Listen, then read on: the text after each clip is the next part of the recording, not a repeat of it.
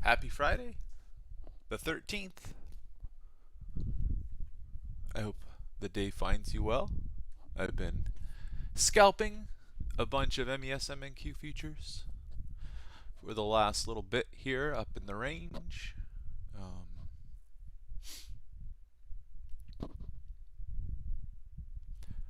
And so,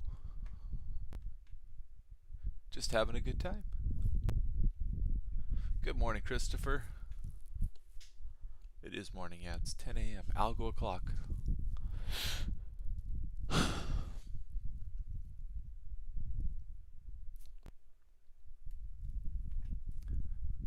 changed my screen up so you could see the volume bars up here.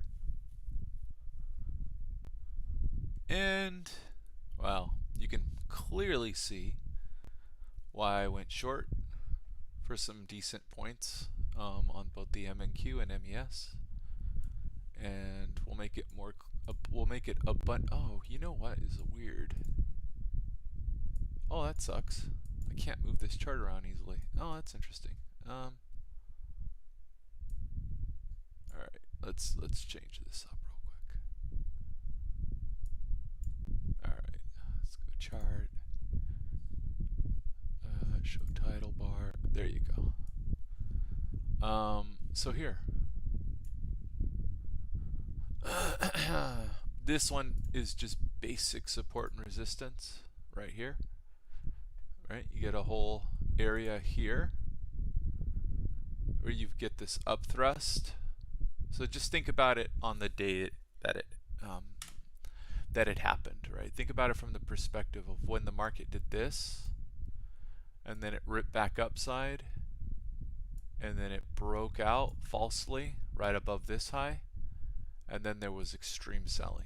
So who's trapped up in here? There's traders left over here, right? You're like, what? But it's gap and go. Sure, there's a gap. We retested yesterday's high, went up. It's still resistance, right? So again, comes back to this basic idea that I keep sharing of trap traders. And this is the best way to trade. Why do I say it's the best? Because you can make money at it consistently. So anyway, now I'm just scalping the range and having a good time. Not walking, so maybe I've got low energy today or something because I'm not walking yet. I'm gonna set up the treadmill shortly. But anyway, that was the kind of the setup. I don't plan to move my screens around. I made a little change. You notice here there's no title bar. This is all part of the region data line. It's like, let's just put it all up here in the region data line. And most of the time, this footprint chart is wide enough that I see all this data anyway. And it's mainly for myself. So, expecting a little range today. So, we had the fake out down here, right? We have short sellers trapped in this area. We pushed up. They absorbed, pushed up a little more. The long buyers were absorbed here, right? Trapped. And so came back down. Underneath this volume node, we built another volume node above this and below this. So you see how the rotations are working? We have this node up here, which is, it's essentially you got this node, and then this is balance up here, right? A lot of folks were thinking, all right, range out and maybe continuation, right? Trend day. And so right in this area, they absorbed, and then when it broke up, they found stops, and then these longs were getting out, right? And they absorbed some. Then here, there's no push up on this 5-minute bar. It just goes straight down, right? So they allowed the sell here, and they sold it with all this absorption to panic out some of the longs, and then they absorbed more here above here. So these are partially the shorts from this area. And now we have this little move down to DevPOC, or developing POC here. And now we're pushing back up. Well, you see this structure here? No retracement through here. And a lot of buying interest still at the top of this candle. I mean, it suggests range back to the upside, but these usually go get repaired. Now, do they get repaired in short order or not? That's the question, right? So let's look over here at this volume, these volume bars. Good morning, Bradley. Good morning, Raymond. Says on point 7 says, are you my personal Sierra chart help? That's the question I see. Anyway, I'm talking markets right now. Ask Sierra chart support board. They might be able to help you with that. They're paid. Sierra chart engineering is paid to help you. I just put out some videos here and there, but I don't do one-on-one help. So sorry on point 7. You're gonna have to ask the wonderful people at Sierra chart, the Sierra chart engineering people. Hopefully you get John, because John is super cool. Anyway, let's put little trend lines on here. Hey Oliver, nice to see you, buddy. Yeah, I figured I'd stream a little bit. I've been mainly trading the micros up here at this top. I mean, I'd had a great week, so I am not excited to trade what look like could be an upside trend day in a downtrend market. It's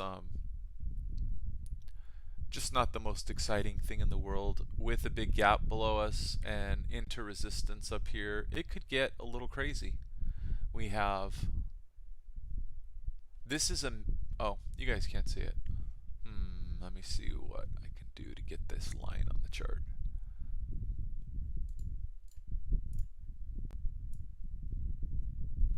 It's right here.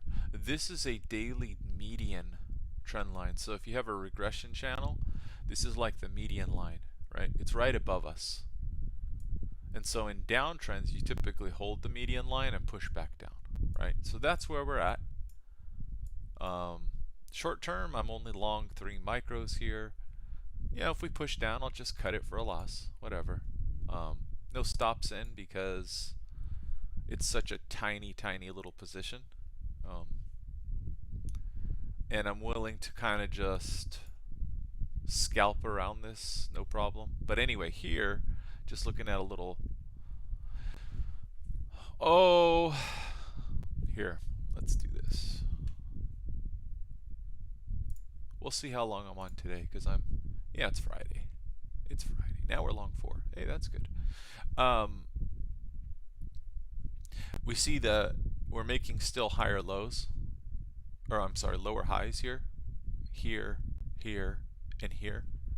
But you know, I would expect us to go back and get these stops above here at 40.21 or so. Oops, I gotta get here. Let me make sure where are we at in the range here? And I need to look at what's happening on the e-mini book. All right. Yeah, we'll just do.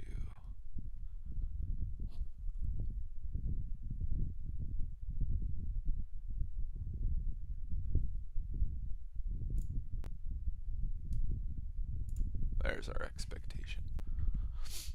All right, a little bit higher. Yeah, that's it. What's up, Jonathan? You actually got John. Jason M. Awesome, dude.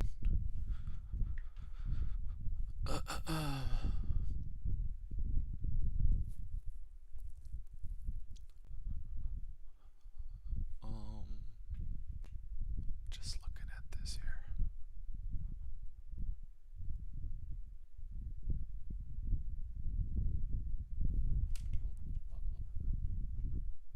Boy, the pain for the shorts back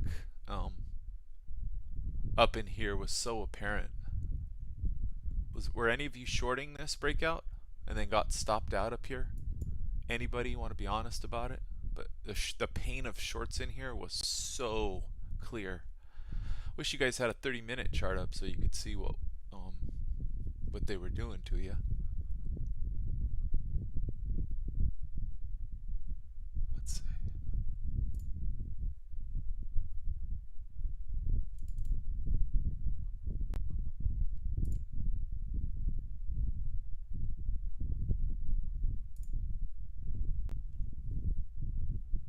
Back down. I'm not even looking at price right now. I'm over here finagling. There we go.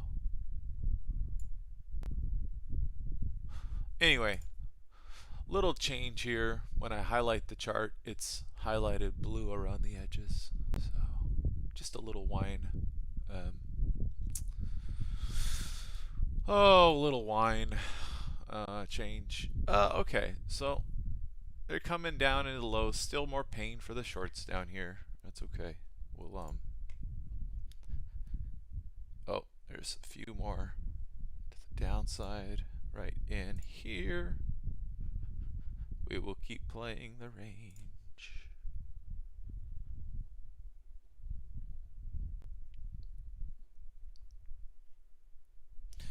We had a market that gapped.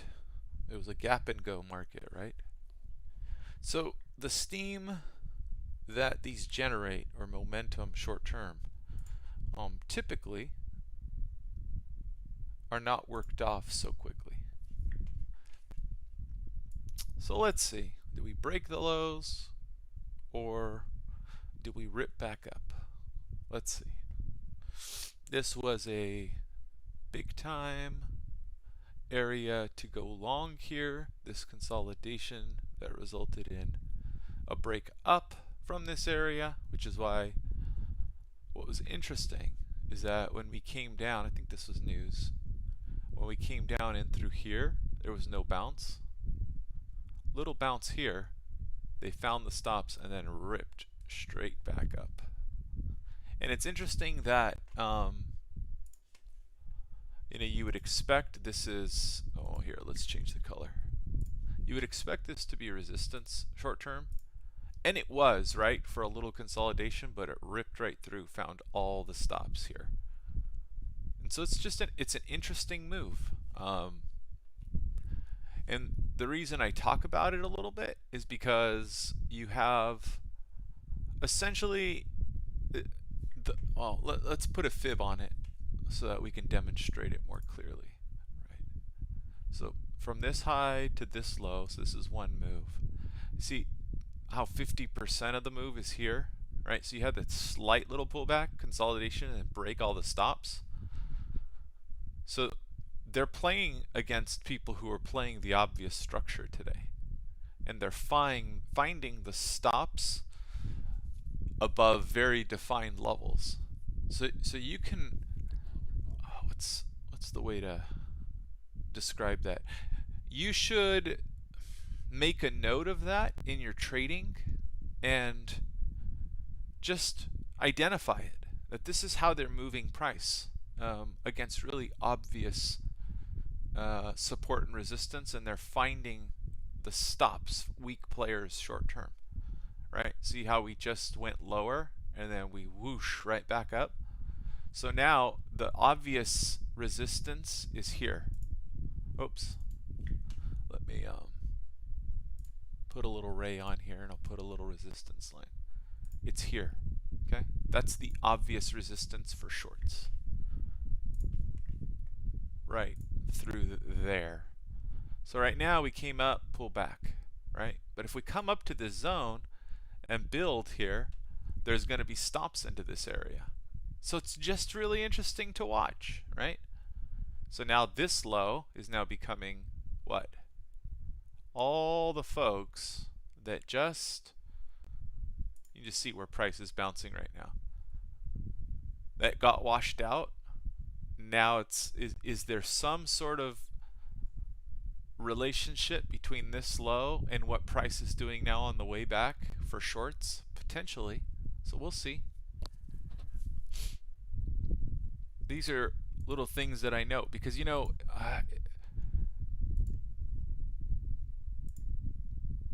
sometimes the market is giving you information, but we turn around and we just say there's a lot of noise in the market. And when you define something like that as, oh, the market's giving you just a lot of noise, right? It's basically your inability to filter it out properly. So you're going to call it noise or chaos, right? When astronomers or physicists say, you know, that there's chaos somewhat in the universe, sometimes it's because the numbers are so astronomically large, they're almost impossible to understand for our little brains. So when we say, oh, the market has a lot of noise, a lot of times it's just our inability to really understand how it's moving. And so what I'm trying to do by talking about this is to let you guys know that there are different ways besides just how you're taught to think about who's getting washed out where. All right.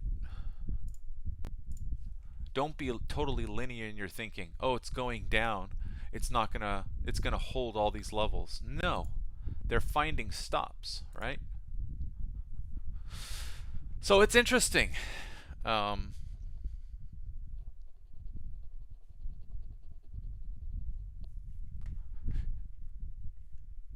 Really interesting. So there's the stops to the upside a little bit found, but haven't really pushed up. And if you look on a footprint, right, we have a node now building here, some volume down here, but we haven't really pushed and taken out stops.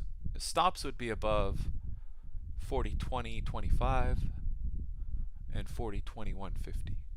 That's where stops will be.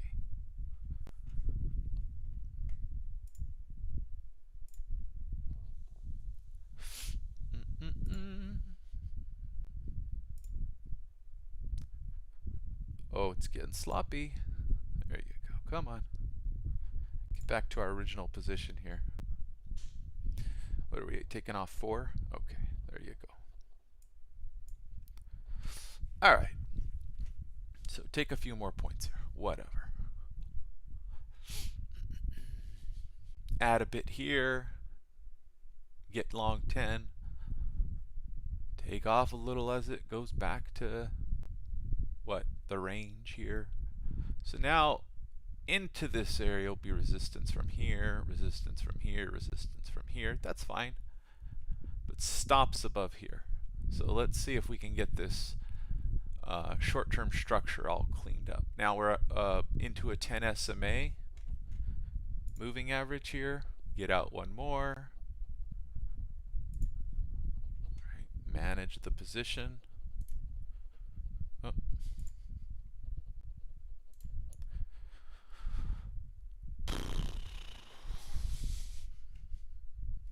Oh, I don't like that stop placement. That's bad. We'll go here. 2, 3. Nice and chill. Where are we at? Time-wise. Okay, still 10:30. Anyway, here's the downtrend line. Right now, kind of near it.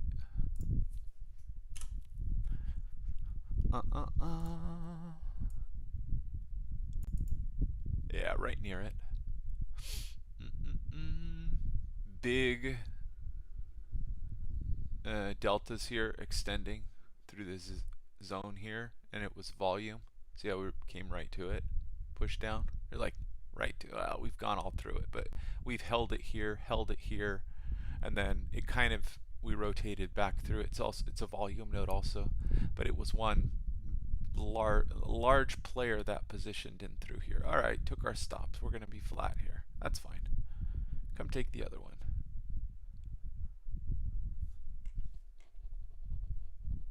All right, now we're flat. And then now we're coming up here and pushing off of it. But I still do expect price to sort of rotate back up. Now, okay, what we just did was we cut this move. Come on. Am I too late? Yep, I'm too late, see? Too late for that quick scalp. We cut this move, so these are more little tricks. We'll put a Fibonacci on it. All I really want to do is point out that it's a little 50% retracement here, but here. You could clearly see it, right? How we come in here and we make a little bounce. Now notice something, right? You make that quick little bounce for whatever, a few points. And notice what we do. All right, so let's take this one off. It's already moving down. All right, we bounce from here to here. Right, now watch. Came up almost about halfway, right? So we cut this in half too. Markets really, a lot of times, when they start consolidating, they become very symmetrical, right? Look at this. You're like, well, what do you mean? All right, so go like that and like this, all right? What is this, right? This is a consolidation, right? If we have a pattern that looks like this, where we go like this, so what's happening here, right? Oftentimes, what markets will quickly do, they'll run the stops under 50%, and then as players who short up here want to cover, and there's less and less activity going on, they're making a higher low. So that's why markets do this all the time, right?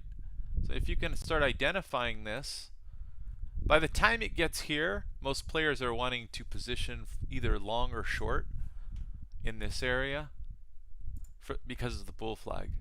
But how many people are taught if a market, how many people are taught to look at the market right in this here? How many people are taught to look when the market makes a high like this and pulls back? How many people are taught get short here and then cover here, right? Oh, here, let's change the color. Cover here, right? So get short here, cover here to anticipate the movement that tightens up, right? These are opportunities. You could play here and here and here and here, right? But how many people are just taught consolidate? All right, you now buy for the breakout. There's lots of opportunities as the market moves down in a wave pattern right at the beginning, right? Market's already made a big move. It's digesting, right? How many people have I told this over the years that we come to a top of a range, we get a big pullback, and I say, they're all like, people are linear. They're thinking, they're like, buy the pullback and continuation, right? Because people think in this linear fashion of up or down. But what about playing the range, right? What if you have a move on intraday that goes like this, and whoosh, this is wave 5 of an Elliott wave. This is wave 3, and this is wave 1. This is wave 2, it's a pullback. This is wave 4, right? And here, everyone's like, this first pullback, everyone's like, I'm going long, I'm holding for new highs. You know what? When I see this setup, first off, if it's the 5th wave intraday and it pulls back, this pullback is likely to go all the way through here and even take stops out. Okay? So I'm looking for 2 scenarios, momentum loss here, and take the stops out in reverse here. Okay? But I'm always looking for a lower high. I'm looking for A wave, B wave, C corrective. Then, depending on timing, if this happens by 11:30 or something, my time, so an hour and a half before the close, then I'm looking to buy this. Now, look what this is, right? If you guys were around yesterday, you know what I was talking about. This is now a complex retracement, right? It's a pullback, complex retracement and rule of 3. 1, 2, 3. You see how this is coming together? If you've watched my videos, you're like, oh my gosh, Mike, I'm starting to see a little bit of a system here. No, it's just a little theory, but there's different scenarios for this, but this is a very common scenario here. So if you look at the market today and you look at, can you see 5 clear waves up, right? And you're seeing this big pullback and you're wondering, why am I getting crushed on this pullback, right? Why am I getting super crushed? Now you know why a little bit. You have the 30-minute chart that you know there's resistance. We talked about that. False breakout. We're in that zone there. We also have the 135 EW Elliott wave. And now we have the ABC correction. And now it's pulled back more. And you're like, what's going on? Why is this happening? Well, this plays out over and over and over and over and over and over and over again. And some days, if it doesn't, if it's just pure trend day, you have to be able to recognize that, hey, we're not pulling back below the 20 SMA ever. But are we now? Right? Yes, we are. There's the 20. Here's the 10. Pure trend days. Here, let's get out all this here. Pure trend days. Here's your the yellow line will be the 10 SMA, right? And then this will be the 20 SMA. Excuse me. Red line will be price.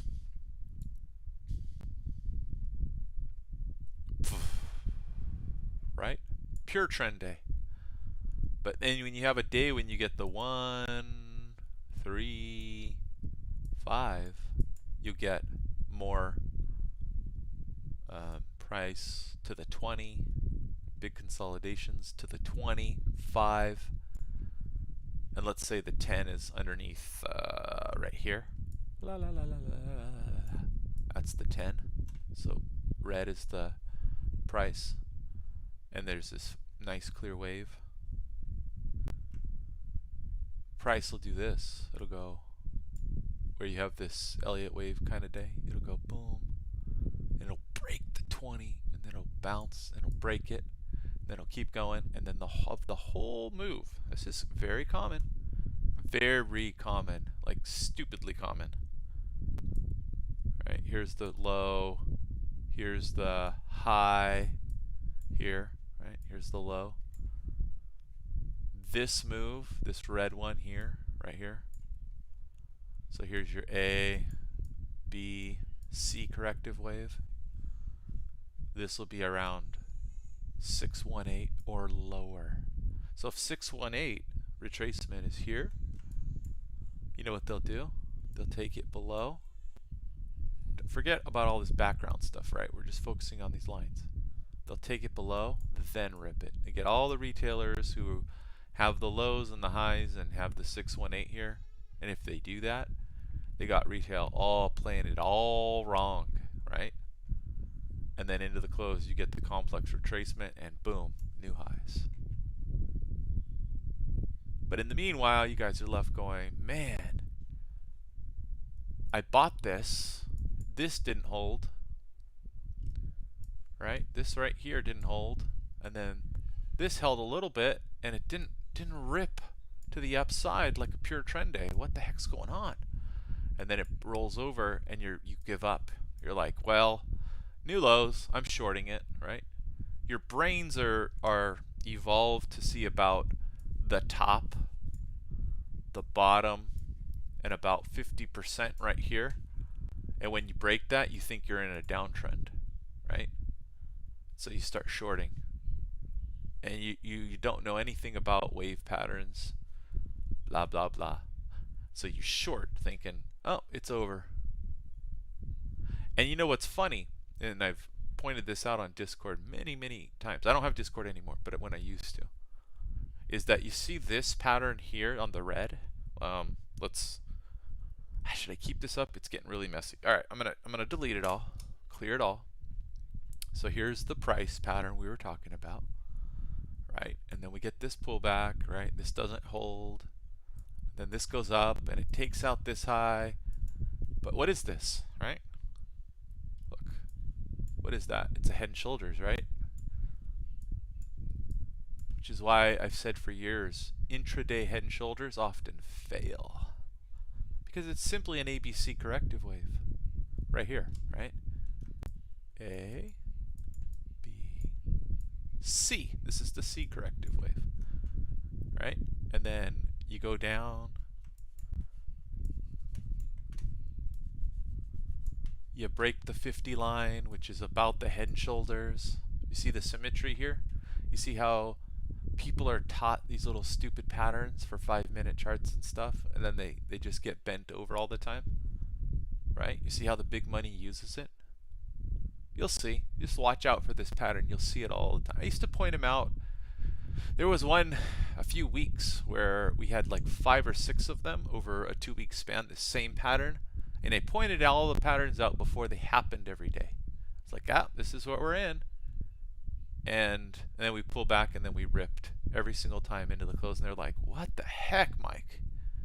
That's amazing. That's like magic. I was like, no, it's just, I've paid attention in the markets, right? I'm a student of the market. And I recognize that big money needs the dummies who've been all taught the same stupid things. Maybe they're not stupid. Maybe they originally had a lot of validity based on it. Like if you read Technical Analysis of Stock Trends by Edwards and Meiji from 1929, and that has like 12 editions, right? With the new editions being written within the last few decades. So they've just updated it as the markets have changed. It's the Bible of classical charting patterns, right? So if you read about that, what they talk about is head and shoulders, knees and toes, symmetrical triangles, right? Descending triangles, the megaphone pattern, which is, they call it a symmetrical broadening formation. All these wedges and pennants and flags, and they're the ones that wrote the book on all that stuff, okay? And watching it break down further. It's hilarious looking at my 5-minute chart. Like, people are like, oh no, what's going on? Now we're at the close to the neckline, somewhere in the neckline now, right? So now if you get a bounce to 40-20, everyone's like, yeah, oh yeah, we're going to the moon. And then a little bit, maybe somebody starts to see a head and shoulders formation intraday, right? And this all maybe plays out. Anyway, so, and this is why you don't buy the dip on the ABC corrective wave, right? You get absolutely body slammed if you don't take profit, right? And all you guys are like, I was supposed to buy on a trend day. Well, you can't identify. If you don't know how to identify this stuff, you're screwed. All right, so anyway, back to this head and shoulders, Edwards, Meiji. They all suggest that the head and shoulders are all good for daily and weekly chart timeframes only.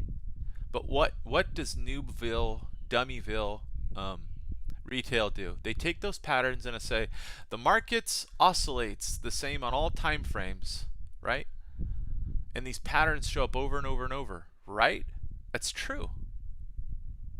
But they were intended to be used for weekly and daily chart patterns. Why? Because what Edwards and Meiji did is they identified patterns on high time frames that were used for institutional buyers for distribution or accumulation, right? And those movements, especially with the weekly chart, weekly time frame, typically implied some sort of accumulation or a distribution, and they explained the rationale behind it, the reasoning, right? And what volumes should look like. But what do all the people do? They apply them to these low time frames, right? Instead of just reading intraday price action, we have wonderful tools like Delta and footprints where we show accumulated volume, right? So instead of applying these patterns as Edwards and Meiji really intended them, they've now been widely disseminated for consumption on low time frames. They weren't originally intended to be that way, right? And so now all these patterns, people are like, they don't work, right? Well, they really do work on the right time frames, and they give you really great risk reward. Not necessarily high probability, but they give you great risk reward. But because they're so widely disseminated in the wrong way, large traders and institutions use these patterns to fake out people who fake out the majority that are looking at these patterns as though they give good probability. And so you see this over and over and over again, right? So anyway, what I've done with my trading is I've identified some of these little patterns that occur all the time. I've identified the Elliott waves and how the market typically moves. And on days like today, you get big because you have some clear wave patterns, and because of the 20 SMA and the 10 SMA and the way it's been violated, I now have an objective way to measure the strength of the uptrend. And so I am not interested, like all of you, to just buy the trend day at the top.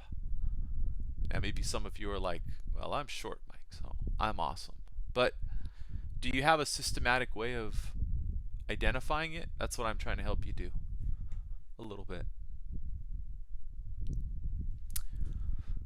So anyway, I should really bring in my 5-minute candlestick chart to show you all of this more clearly, but I'm not going to do it. I'm just talking about it from this perspective, and probably not super clearly, but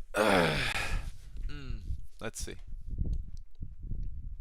This is now a resistive line here in this area. You would expect not that big of a move, but this to get cut in half at least. So you could scalp into this BBWC a little bit. There you go. So if you took the short here, you could have got out right here very quickly. So what is that? 08 to, I don't know, 0575, right? So can you structure a trade? That's the question. Can you structure a decent trade using BBWC, right? Here, you're in. Is that better than 1R? Yeah, sure. Cutting it in half? Yep, it's 1.29. Like, but I want to catch the bottom. Well, that's low probability. We don't know if it's going to go to the bottom. But we do see the markets cut these moves in half all the time, so whatever. You're like, but I like to follow trend. Well, great. Follow trend. Get in here, put a stop up here, and target new lows. That's fine too. Do it. But the highest probability trades involve consolidation. You could trend follow all you want, but you're going to have a lower win rate. It's just how it is. But I want high win rate and high risk reward. Well, good luck with that one over the long haul. Only the elite of the elite get that on a consistent basis. And they're probably not on YouTube sharing all of that all the time and how they do it. That's kind of the holy grail for me. I would love to be able to do that consistently with a decent win rate, but it's just, you'll see. Market is highly efficient in stopping people out. It's really hard to catch a top and a bottom and ride trend. It's just hard. That's why you got to try again. Keep trying. You guys have seen me try a bunch of times. All right, let's get this erase button on. Where is it? My little eraser. Bing, bing, bing, bing, bing, bing. And then I'll look at the comments and talk to you guys. But sometimes when I'm getting into this, I don't look at the comments because it'll just stop me from saying what I want to say and having a decent. All right, let me look at this whole thing here real quick. Where are we at? Fib from here to here. Oh, well, that's interesting.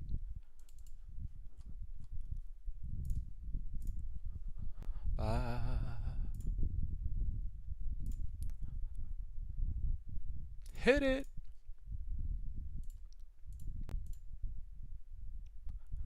Four, five, six, seven.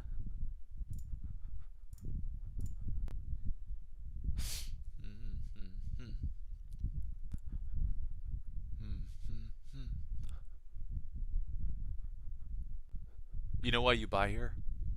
Because all the 50% people, they want to bid it, the 50 right away, and then they're going to chase, and they're going to roll it over on them, potentially. We'll see. Like, what? Yeah, you guys will see. Maybe, probably. But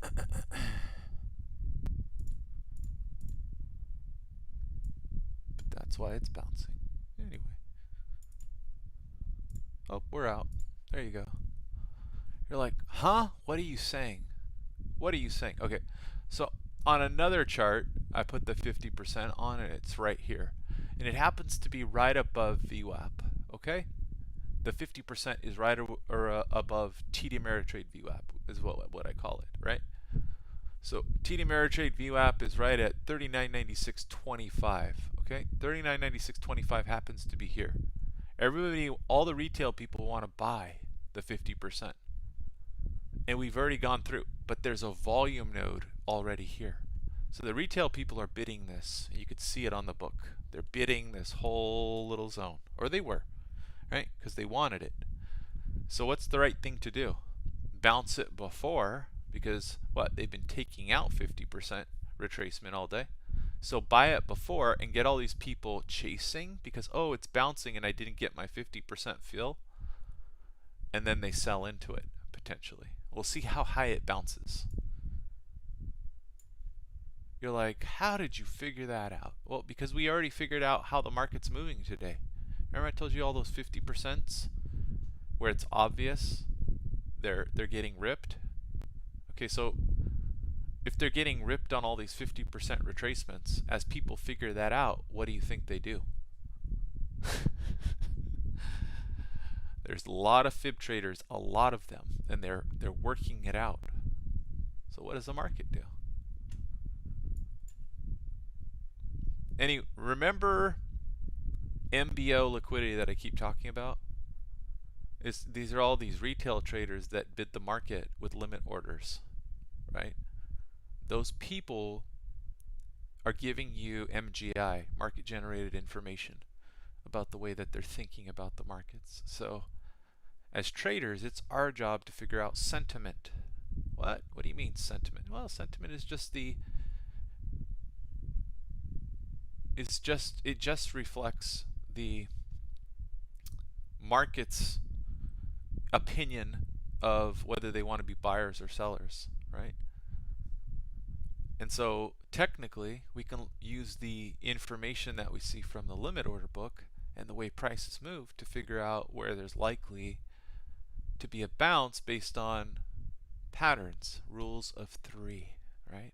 Market starts doing the same thing after 2 times. By the 3rd time, the bigger money, if it's a really obvious pattern, even short term during the day, they've already figured out, oh, the pattern oriented retail trader is going to start doing the same thing that they've seen the previous 2 times. Does that make sense to you guys? I hope so.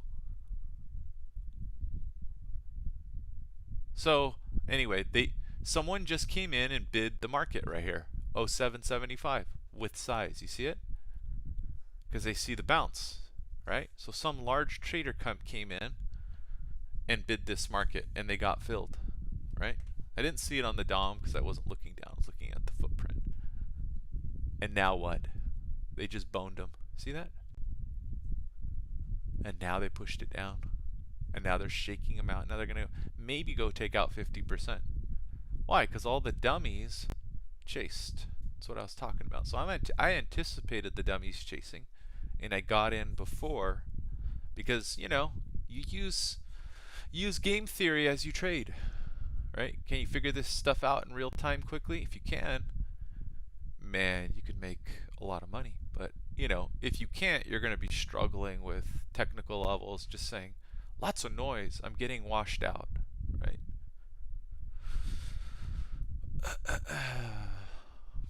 Telling you guys, it behooves you, it will benefit you to think about the market in terms of trap traders and market psychology more than almost anything else, but it's the hardest thing to do, right? Which is, I had a whole year of trying to share my technique on Discord with people, and there's only a few people that really understood what I was trying to teach. It's just how it is, right? I'm stating it trying to state it as clearly as possible, but it's difficult. People want static levels. You know, I want to be able to measure it with the tool. I want to be able to put a line on my chart. I want to have some study that prints a zone, and that's where I buy, because that's where I'll define my risk. The better thing is to use order flow, psychology, structure, footprint, momentum, right? Gauge momentum, and then place a tight stop, right?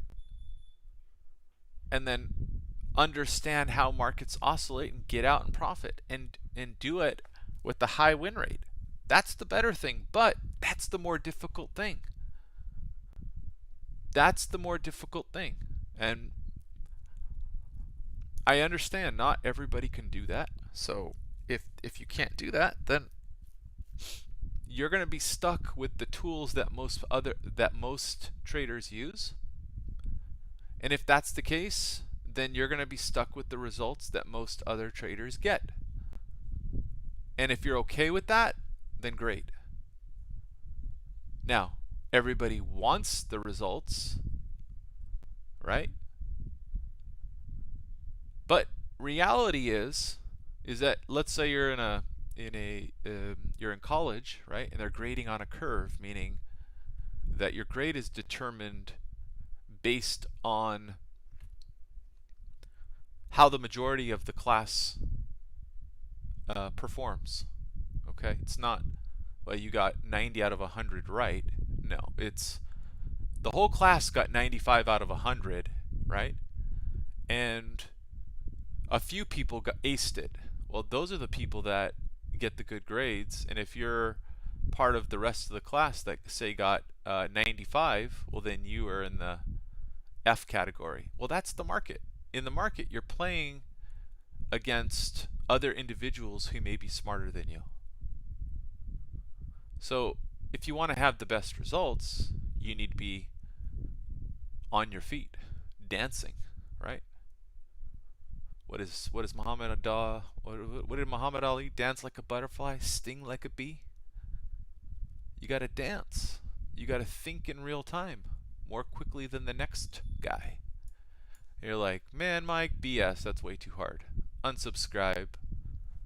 You're talking nonsense. I'm not talking nonsense, but I get it. It's difficult. See, now they go take out the 50 and the VWAP. You're like, what? You might get a little 50% buyers here, right? This is from swing low to swing high. Fibonacci, right at 50%. You see them? They're all buying. Volume node picks up, volume node picks up, volume node picks up. Look, they're hitting asks, but going nowhere. Up, stops below 50. But are you paying attention to your tick? Negative 3,500. Look, negative. Now it's negative 3,000. You guys can get this from Ticino pretty soon. I emailed him the chart book with all of this, so go subscribe to Ticino Trader. You'll get it from him. Anyway, I won't give it to any of you, but like I said, Ticino Trader has helped me immensely with Sierra chart. I owe him way more money than what I paid him through my subscription years ago. So whatever I can do to show my appreciation and thanks to him. He had a user ask about creating the TYP heads-up display, and he went and asked me about it, and so I said, here you go, man, I'll just give you the chart book. Thank you so much for all you've done. right? Being appreciative to those who have essentially mentored me through their chart building in Sierra chart. Right? So all you people that use really sweet Sierra chart setups, he's the originator of a lot of it. You don't know if you're new to Sierra chart. Anyway, so you'll get that. So are you paying attention? Do I have your attention here as the market falls? What time is it? All right, almost 11 o'clock. All right. Sushi boys come back from lunch. These are the Wall Street fat cats. 11 o'clock, 2 p.m. Eastern. You know what they start doing? They start market buying with size. These are the fat cat players that are eating at the most expensive sushi bars in Manhattan. They're coming back at 11. All the algos are getting turned off because they're like, yeah, not messing with these boys or girls. So that's why I call them sushi boys or sushi girls, right? For being a little bit more fair to the sexes. So sushi o'clock. You guys ready for it?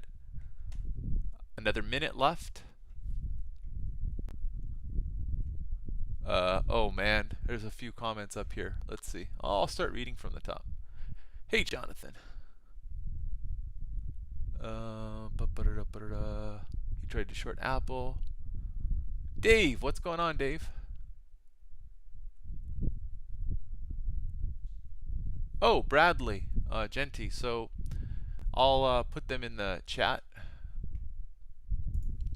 Sorry for not looking at the chat, but it's more interesting for some of you guys if I just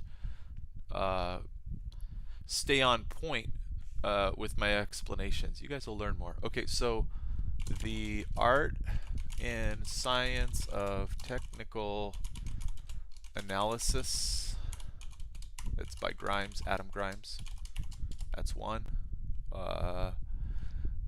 The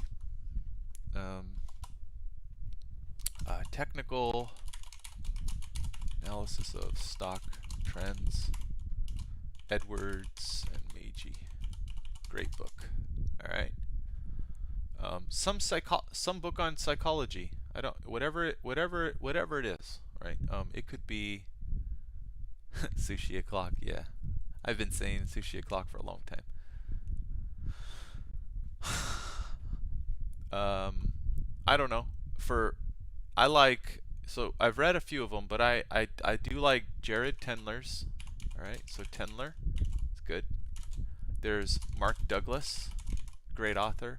And last but probably not least, definitely, is Brett Steenbarger. I guess he's full-time over at SMB, but I know he does other things. He's an author, psychologist, or psychiatrist, I'm not sure which. But he has a book that I really liked, which is The Daily Trading Coach. So The Daily Trading Coach. It's longer than that, but just Googling that, and it's Steenbarger, and that'll get it for you. Volatility Apremia says, I have Grimes' book, but not if he hasn't read it or they haven't read it yet. It's worth reading it 3 or 4 times and marking it up like crazy, whether it's in Kindle or whatever. So now we're at the 618. Audiobooks are great. I have Tendler on audio, Jared Tendler on audiobook. Because there's a chapter in there, 6, on tilt, which I really, really like. And I typically have that on when I'm driving around town and stuff, and just incorporating a lot of the wisdom he's shared. So but all of these books, you should read them cover to cover many times, right? You don't become, so I have a little background in biology, trying to get into the medical field, and I did very well in school. And you know why I did well? Because I studied my butt off. That's why.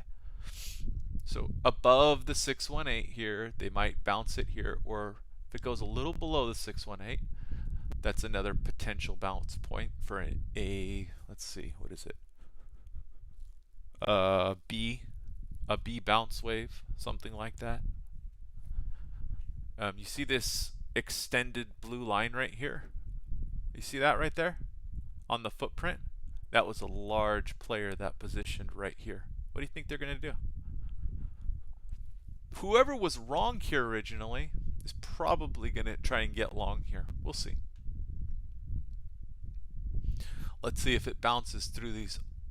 So there's now 0 prints here, 0 prints here. All right, so a little hesitation into negative 3,500 ticks. Whatever.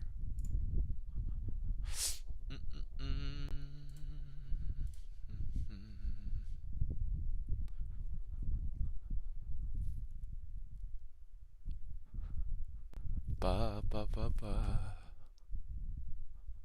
3987.50 are the 0 prints. You see there's 100 lots sitting up there on those 0 prints, right? Those were that's where stops were triggered. So this is a beautiful thing. You want to see liquidity popping up on these levels.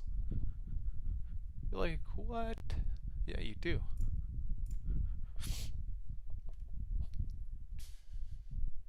Because they typically, now if you're buying here and you're covering here, what are you going to want to hit to get out,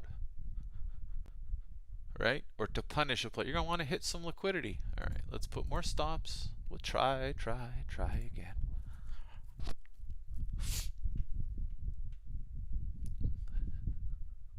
Are the markets heading back towards the gap? Yeah, maybe. It's fine. Just keep trying. Better to put a bracket on right now.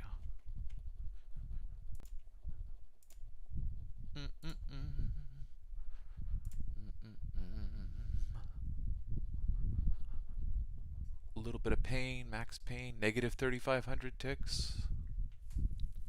Below all the 618. This is the breakout from the morning. Yeah, stepping in front of the train a little. Oh well.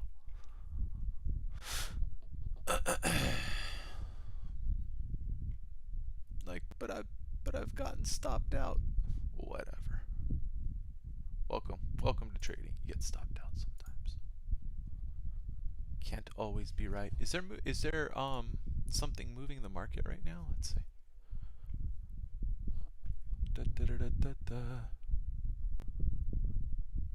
Fed doesn't have to add as much as on bringing down demand. Okay. Whatever. Now we have opening VWAP 30 seconds right here. That's fine. We'll just market slowing a little bit. No capitulation yet. They're steamrolling. There's 100 lot short at the bottom. Maybe. Potentially. 62 lot right above. 22, 11, 10, 62. Uh-oh. The size is coming in on the bid.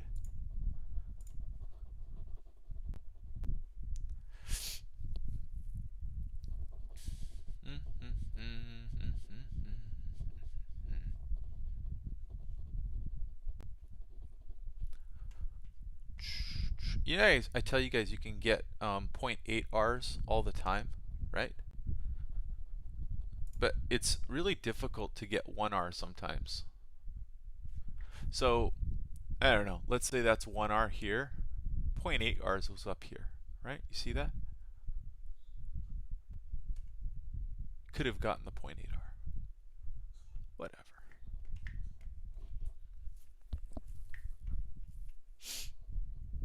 Now there's ask side liquidity. Oh no! Now they all got to cover. So are we getting close to 1 R? Yeah, we are. 1, 2, buckle my shoe. 3, 4. Now the trail stops kick in. See that? We'll move them up. They were now bidding that. The shorts were wanting to cover. So there's over 100 lot trying to get long here at 84 because they were covering. Maybe the same 100 lot that sold near the bottom that I was talking to you guys about. See how that works? It's the liquidity. So if you get the MBO, you'll see some of these dum-dums, the way that they work it. Here, we'll do this. Just lock it in. Lock it in. Oops. Lock it in. Lock it in. There 3. There you go. And lock it in. Right on the node. Now let's see. If we burst above the volume node into more 0 prints, here, we even have some up here, building a node. So now if we burst above into the 0 prints, 8750, I'll lock it all in. It's all good. Wait, am I short 2 now? Short 3? Oh, you know, I'll flatten that break even. That's when you have your brackets off and you mess up your positioning.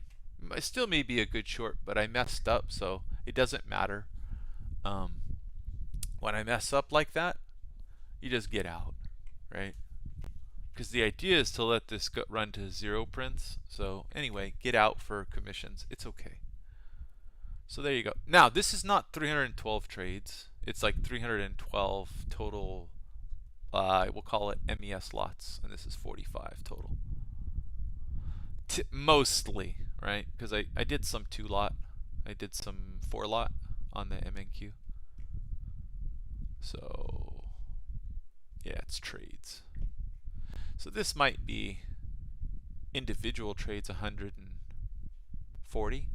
But again, I'm scaling into positions. So flat to flat, this is maybe 12 or 13 flat to flat positions. So whatever. Anyway, you see how that works? See how that works, guys? Okay, let me go back up here and start reading comments. Bradley Genty's way up. Okay. Nice. 1337 on MQ. Jade Pasture. Yeah. Leet, baby. Okay. Bradley got the book name. Oh, I appreciate that. ASH. Aren't there people that trade live? What's that guy's name?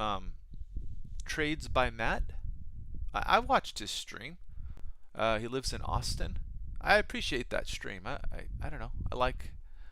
I don't watch it every day or even once a week, but you know me, I like looking at stuff on YouTube all the time on my phone while I'm at stores or watching my kid or whatever. Right? Downtime, I just watch stuff because it's fun. Look at this move. Got all the 618ers. Now we get stops above the 618. All the way back up to here. Right? Oh, it's just so... They just get you, man. The sushi boys get you.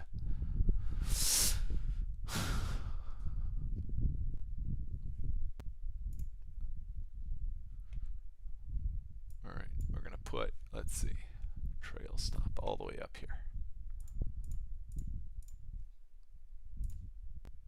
Like, Mike, are you going to be a dum-dum? Maybe. We'll see. I might be a dum-dum. Or maybe I'm not a dum-dum. Okay, let's look at, let's see. Classic TA. Kermit Tumbleweed says...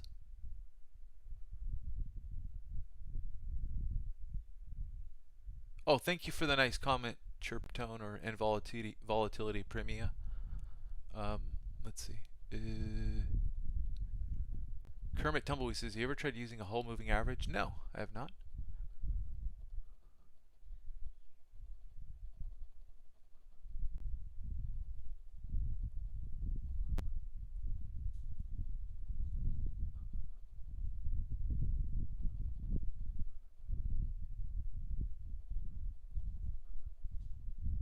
No such name says you use VPS to gauge interest, or is that an indication of them hitting stops? VPS.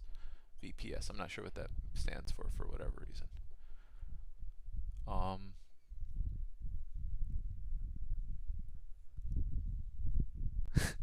Andre is calling it with the SPY. Call options. Thank you for that information. Power Sushi Hour, says Kermit. Yeah, buddy. And then I think I'm up to speed now.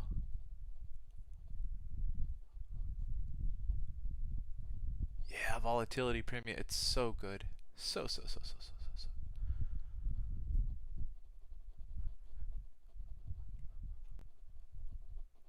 Yeah, Jonathan.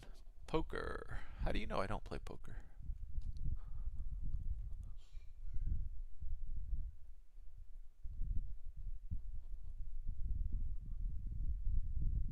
Volume per second. Oh yeah, that's what it is. VPS, volume per second. Um, no, the volume per second is just interesting because it'll tell you a little bit about the interest in the candle, right? So things are getting a little frothy here, right? You see how it turns all orange? And so these people are exiting the market at the least advantageous position, which is, hold on.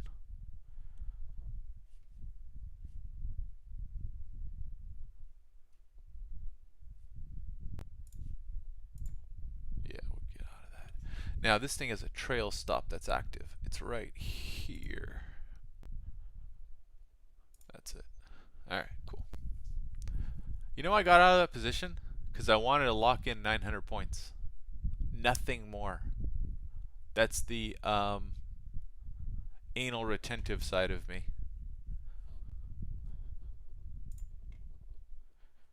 Ba ba ba. Let's see. How fast can you scalp? How fast can you scalp? Yay! All right, a few more points. Almost 904. All right. This is MES, so it's times $5. This is with commissions. This is with, so this is times $2. So that's the P&L in USD. So this, it's big P, so points, big P points. So it's okay. We're keeping the lights on here with these micros today. Anyway, what was I talking about? What was I talking about? Jonathan, we broke OTFD today. Anyway, these volume per second just start to tell you that people are hitting the panic sell button. That's all. So if you're trying to play short-term market movements, aka scalping, this is a nice place to put on some risk. And as the markets slow down, and people on MBO, here we'll add the MBO here, trade show market data columns, right? So you see this, these are size players.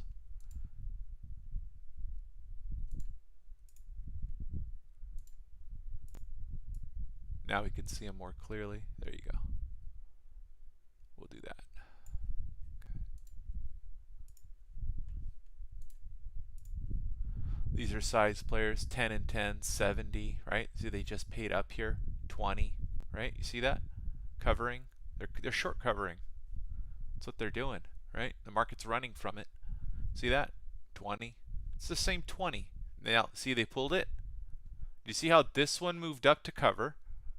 Then they added 20 up here. It was filled. And then this one went away.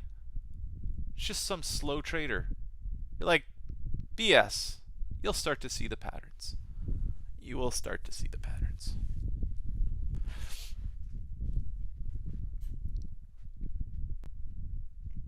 I am keeping some bright lights on, yeah.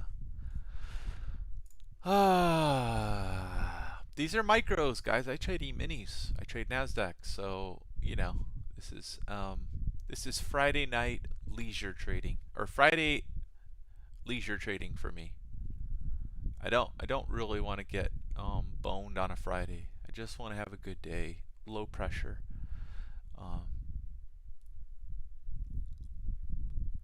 I am 300% above my goals this week.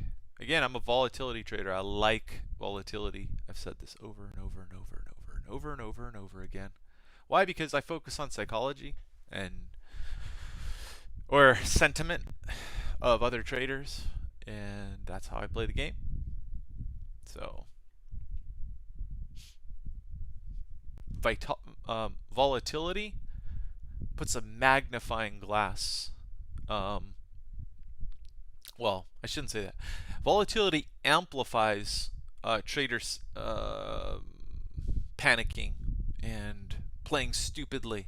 And because you know what most traders do in volatility is they bump their size up because they think they can make more money in a shorter amount of time.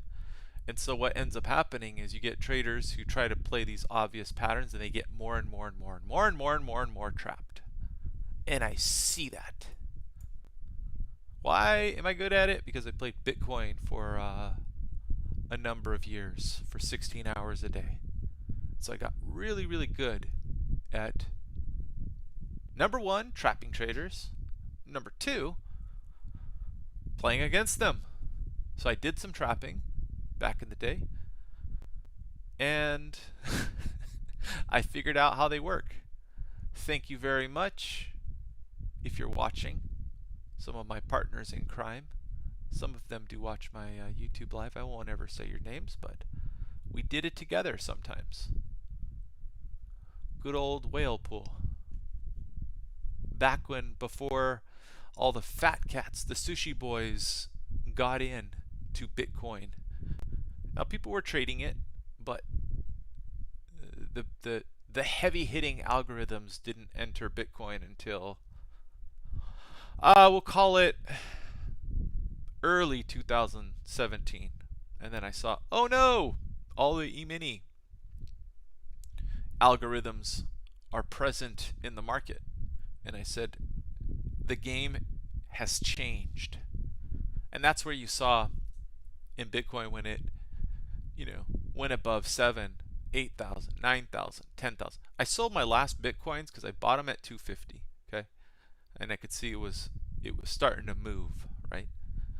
I sold my last Bitcoins at 10, like permanent Bitcoins at 10,000. Like, oh, you idiot. Yeah, I guess so. Whatever. I'm a trader, not a maximalist of any sort. And now we're finally coming back. Let's see. Some intense buying here. Some intense buying. Anyway, here, let's do this.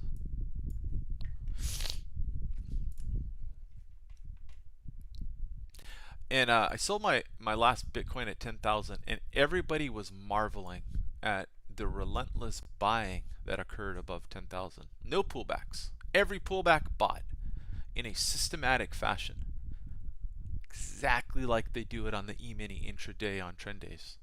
And everyone's just left going, how the heck do I play this? So I'd started trading Bitcoin at that time a lot more differently than I did before that. Before that, it was just easy game. Easy game. But after that, it was like, oh boy. Sushi boys with their algos are in town. The game is afoot. So I was shouting to my buddies at the time, early 2017, they're here. And they were like, what are you talking about, man? You fool? Are you on drugs? I'm like, no, they are here. The algos are in town. They're back. They're like, some people listened, others didn't. And it was tough. It was really tough to try and pick a top. I shorted Bitcoin at 17 on the way down when it bounced and made sort of this right shoulder, lower high, right? If you ever look at like the psychology of a market, right, where you get like the parabolic phase and you get the blow off and then you get the bounce and then people say, oh, return to normal, right? That's where I shorted it at 17.2. And I put my stop because I thought I saw momentum loss. I put my stop at 17.4 and they got my full stop. It was a big position and I lost, $200 per Bitcoin, and I shorted a lot of Bitcoin. That was painful, and it went to 17.4, stopped me out, and then continued all the way down in a few days to 11 or 12K. And I was like, wah, wah, wah. That sucked. But, made life-changing money during that time, so it's all good. But trading is hard.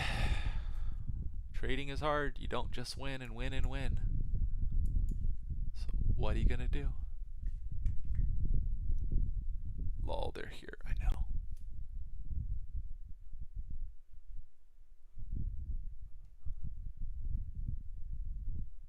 Yeah, I mean Chirptone. I bought at 250. I sold at I sold all of them almost at this was when, God, the things that were happening on Coinbase at like, I don't know, 1100, 1200, and then it crashed. That day that I sold them, it crashed to 700, and we were all locked out of our Coinbase accounts. We couldn't buy. So I'm putting buy orders in, and I'm like, damn it, I just want to buy back on this crash, right? It was just the servers were getting overwhelmed. It used to happen all the time. And I ended up buying some back at like 1,040, 1,050. I bought some back at 900, and then I was just day trading it all the time, right? Then I moved to I was trading on Coinbase, I was trading on Gemini, I was trading on Bitfinex, I was trading, well, I was trading on so many, Poloniex, right? It's all over the place. And I had my API, and I could connect to any of those exchanges and buy and sell. So you just have money everywhere. And buy over here, sell over there. You'd lock in, you'd arbitrage stuff, because if you had enough cash, you could arbitrage the difference, as long as you can pull your money out in USD out of that exchange, which I could. Used to be able to do it with all the exchanges, right? It's before there were banking problems in crypto, right? Where banks started blacklisting some of these exchanges, right? And so you could arbitrage. I mean, there would sometimes be arbitrage, 6%, 7% arbitrage. And you used to be able to look at the arbitrage. So people were old school about it, right? What they would do is they would send their coins from one exchange to another, right? They wouldn't lock it in with the dollar difference, because not everybody could pull dollars out of every exchange. And so there would be about a 10 or 15 minute delay arbitraging real coins from exchange to exchange. So let's say Coinbase got up 5-6%, right? On, say, Kraken or something. So you go buy Bitcoin or Ethereum or whatever the flavor was. Typically it was Ethereum. That was one of the best arbitraged coins. So you'd buy Ethereum, you'd send it over to Coinbase, and then you just market sell it back to, above break even, right? Whatever you had, whoever was fastest. So you know what I would do? Even if you're in an uptrend, right, and you're on an exchange that has this super positive arbitrage, you could sell what you have and look to buy back lower, right? Because you knew in 10 or 15 minutes the arbitrageurs were going to be coming in, they're going to all sell. So sometimes I was in on that action. Other times I would just play that mean reversion and buy it. Just depends how fast I was, how on top of it I was. But then there was people that started businesses around that, right? Philip Potter over at Bitfinex, right? Look that name, Phil Potter. Go look up that name. Ex-Goldman guy. And he started, people like him started to establish relationships with exchanges, and they started getting people like him started getting preferential treatment. So then you couldn't compete after many months of all this happening, right? Because their wallets would be first to move, right? So they would be the ones getting the meat of it. So anyway, wild west, right? So you started learning who was moving the markets and how you could play. But that was so easy, right? It was so easy to do.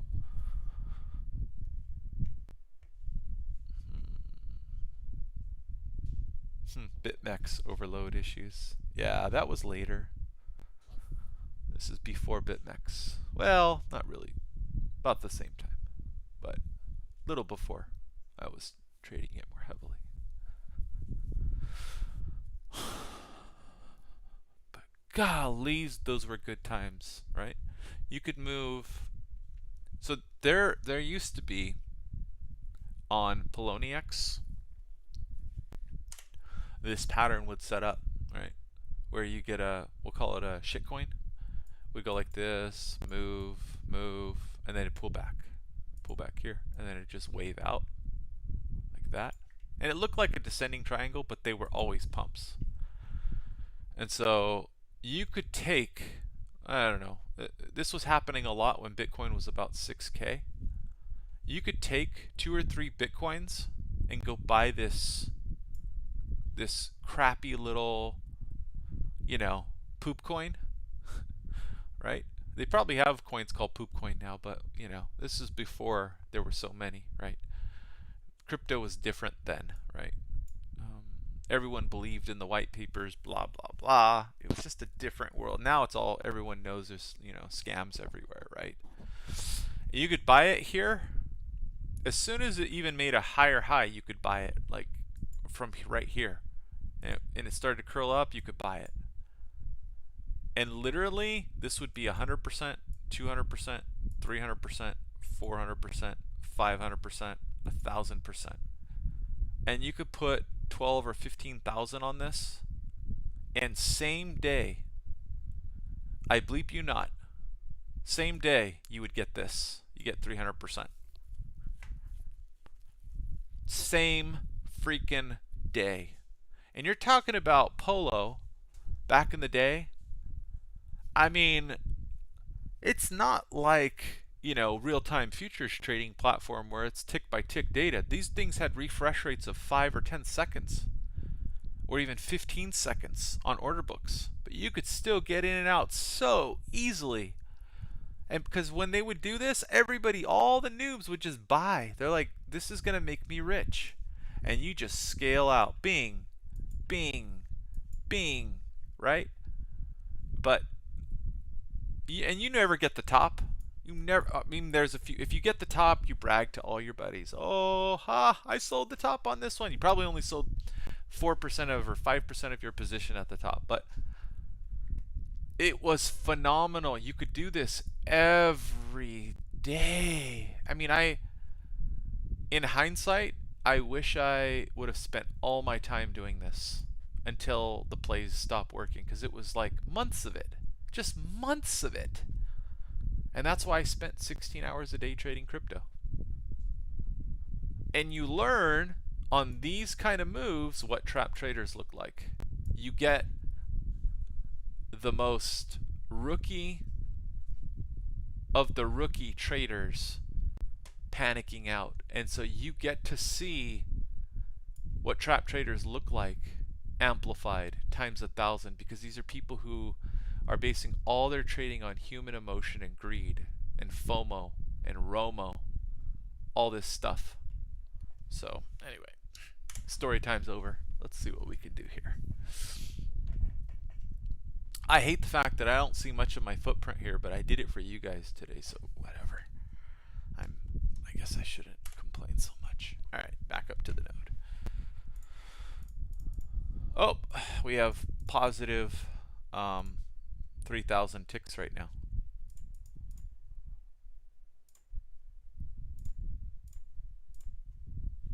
Is it going to go anywhere? Might. Short 11.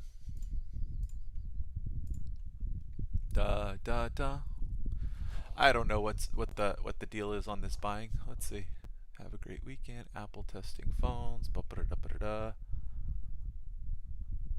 Oh, there's some buyers there lining up. So buyers are lining up at 97.50. You see that? So they're gonna go punish them. We'll get our money here.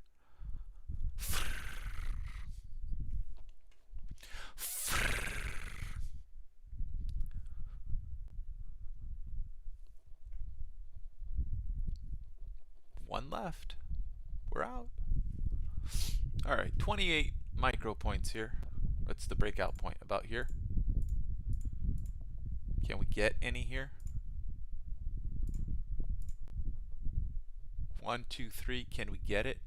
It's the bounce. Bing! You're like, how are you doing this? Well, it's basic support and resistance, guys. Look. That's all. So you get like a bounce to the node, right? So little rules. Node, breakout, halfway point, you can get out. What? More psychology. More cutting stuff. This is, I call, the 50 rule. See, I got a lot of this. This is the 50 rule off a node. I got a lot of this stuff that I've cataloged. I just keep track of it. All right, little places I can get in and I can get out. Scalp rules. Write it down. Don't understand? Ask a question. Okay.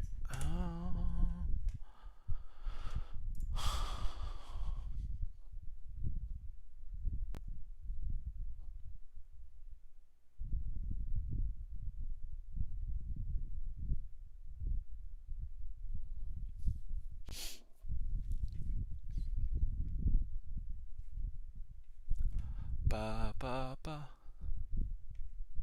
Can we get 1,000 points here on the MES? 'Tis the question. That is the question.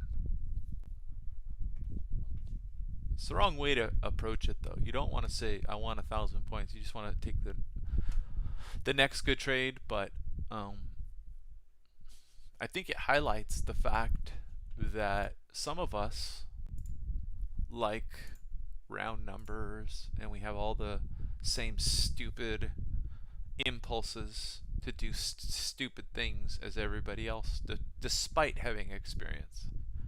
So what? You ignore it. 100 lot right there. You see that? You see the 100 lot sitting there? Let's go get it. All right. What do you think's going to happen? Are we going to go up to that 100 lot? Yes, we are. Probably going to go get it. Watch. Right? It's liquidity.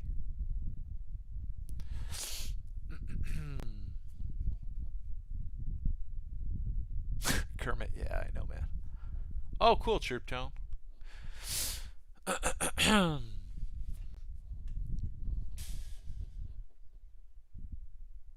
Oh, look at all the liquidity coming in the book.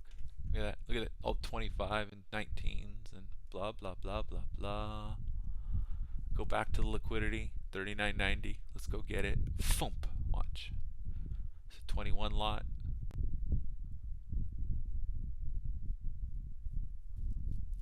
If you short it up here, this provides you with what? Liquidity. So you get close to it, you're going to hit it. That's the idea. Look, bing, hit them. Maybe hit this one, maybe. There's 0 prints there. You see that? 56. See how it's orange? Maybe. Can't use it too much. You still have to pay attention to momentum. So there's a 0 print right there. There's 0 prints all over the place. There's one up here. You see how we went and filled it? Remember, we pointed it out, this 0 print, earlier. We pointed it out when price was down here. See, if I was a little more patient, it wasn't such a noob, maybe I would have got it. Don't do that. Hindsight trading.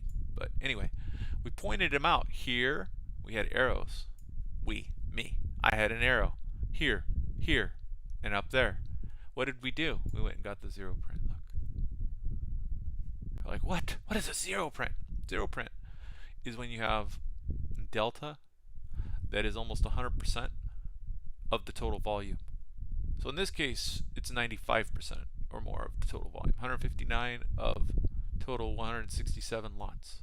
So it was a stop. And it was a stop below that low. Bing, 0 print is what we call them.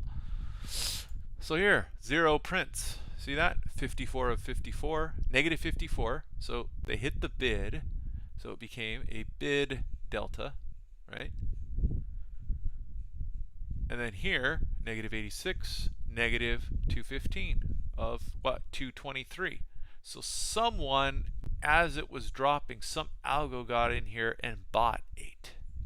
That's what that is. And then it continued down. Extreme sell pressure.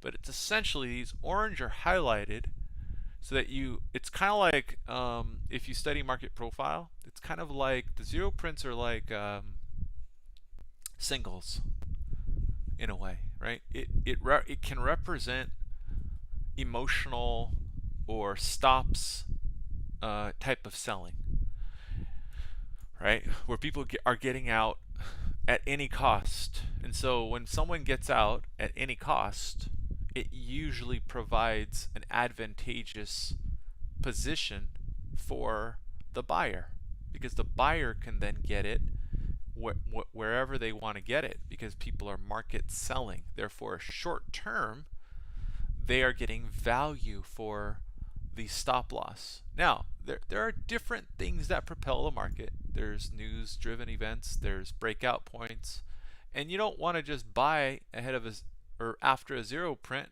when you have, say,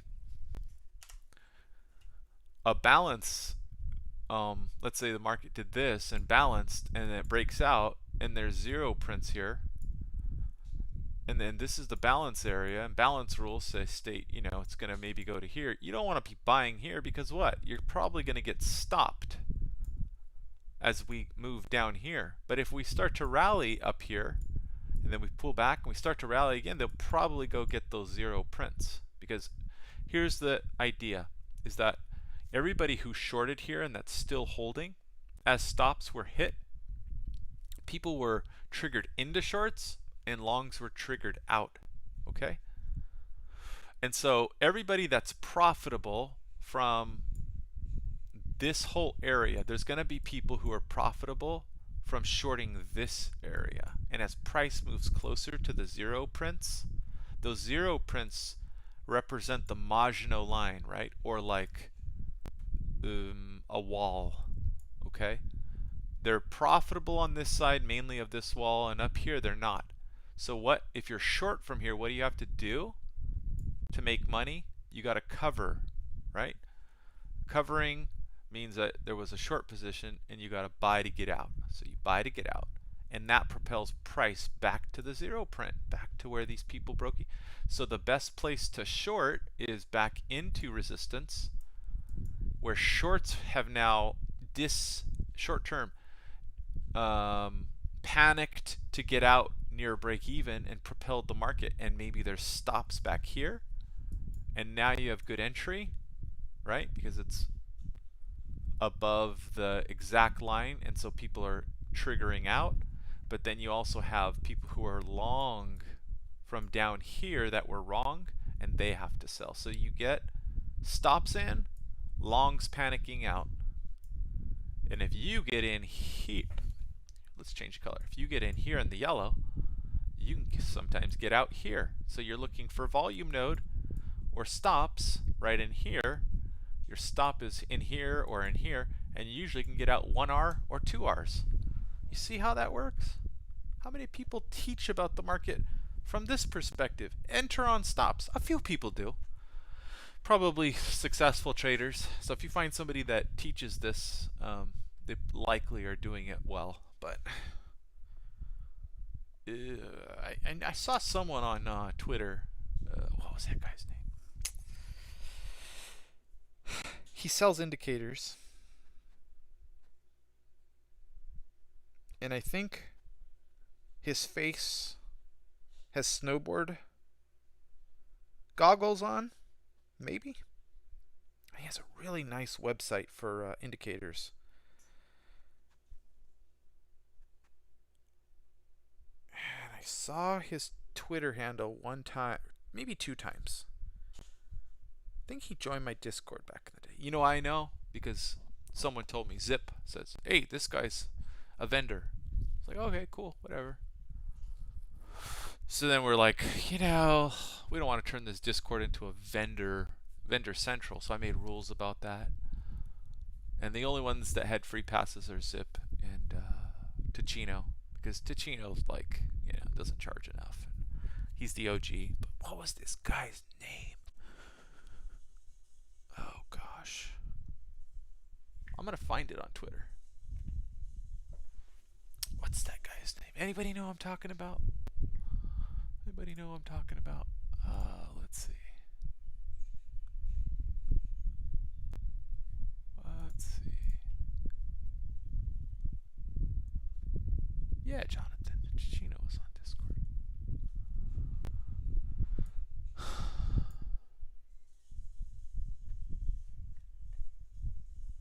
No. This guy, he sells. The guy I'm talking about with the goggles sells. Zip was a moderator on the group, in the Discord group. That's Akin Indicators. He's my buddy. I love that guy. He is a good man. I wish I could talk to him more, but he's busy with life, so you know. And I wish he spoke English so we could just call each other up and talk. I talked to that dude for hours. Easy. So smart, so well balanced, knows so many things about life. Scott. Yes, Bradley Gently. Scott. What's his website? It's okay, just plug it. I want to go look at his Twitter. I think it's Scott. It sounds familiar. Golly, Bradley Genty. Dutch Daniels. Okay, that seems familiar, but I never knew the guy's. I knew that he sold. I'm looking it up on Twitter right now. Dutch Daniels. Yes, Scott. Yes, are those snowboard glasses? Okay, yeah. See, there you go. Orderflow Solutions. 3,200 followers. Look at his pinned tweet. That's what I remembered. Enter at their stop out and exit into their FOMO. Here, be ahead of the herd. He gets it. This dude gets it. So I don't know. I've never paid for anybody's indicators. Maybe he has good indicators because of that. I don't know. I'm not trying to promote anybody, but I'm just being real about it. There you go. There's his Twitter handle. Absolutely. That's somebody who gets it. Just gets it.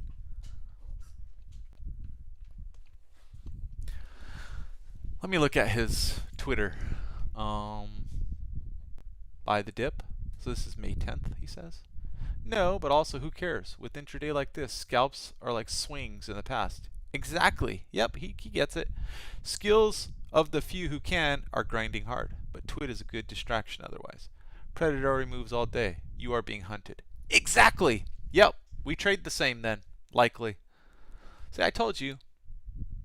I recognize people that can trade. Could be worse. Could have an inept government with record inflation, a broken supply chain, gotta kill the population, so I want to save their environment.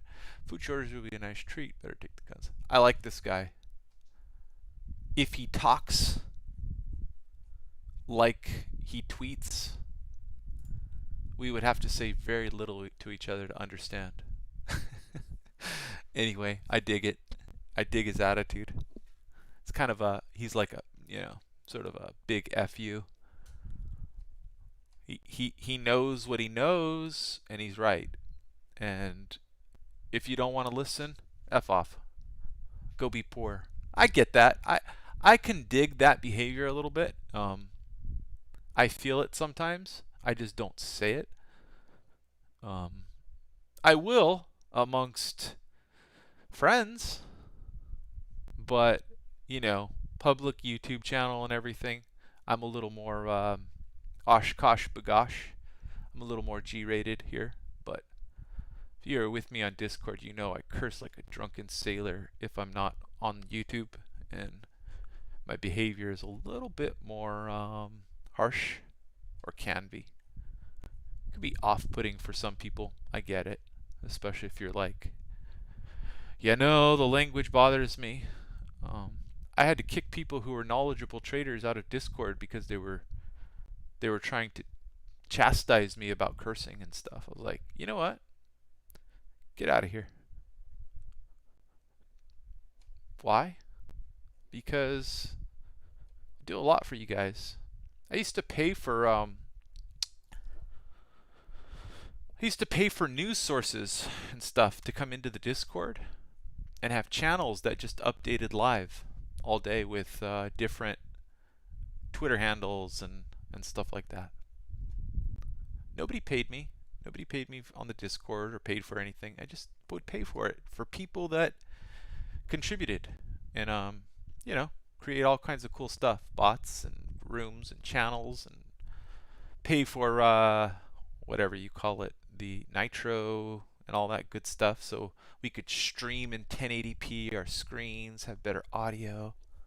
Just pay for it, and then all me and my buddies we were in there all the time, but it got too time consuming, so I happily moved on from that. But yeah, I mean, part of it, do I miss it a little bit? Sure. Yeah, it was fun. But I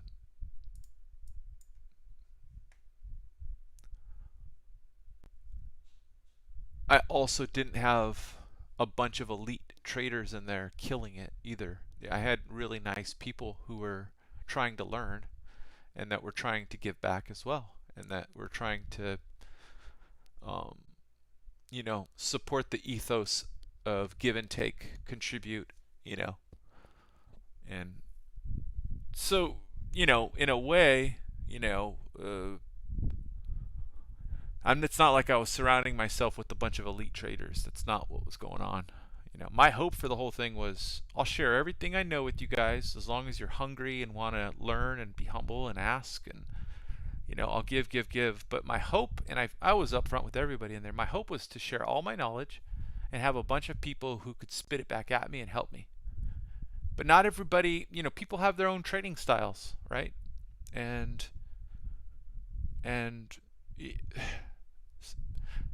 I get it. People want to implement their own style because that's what works for them. And so, it doesn't always work out, right? So now if I thought everybody in there was a successful trader, would I still listen to them with their different trading styles? Yes, but I knew for a fact that most of them were, break even or losing traders. Because trading futures is freaking hard. It is. And you would think, why wouldn't they just do exactly? Because some people had been in there trading full-time professional traders for 10, 20, 30 years. 5, 10, 20, 30 plus years, traders in there. And, when you've been doing it for a long time, although not futures, you're going to be probably a lot less likely to want to do what somebody else is suggesting, right? Let me do it my way, right? But I only have so much patience. And so that's the story of the Discord. That's why it's gone. And I have way more time with my family now, so it's all good. Holy cow, my phone is blowing up. What's going on here?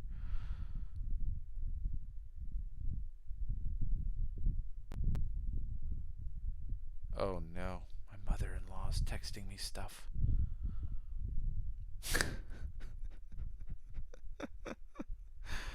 Oh no.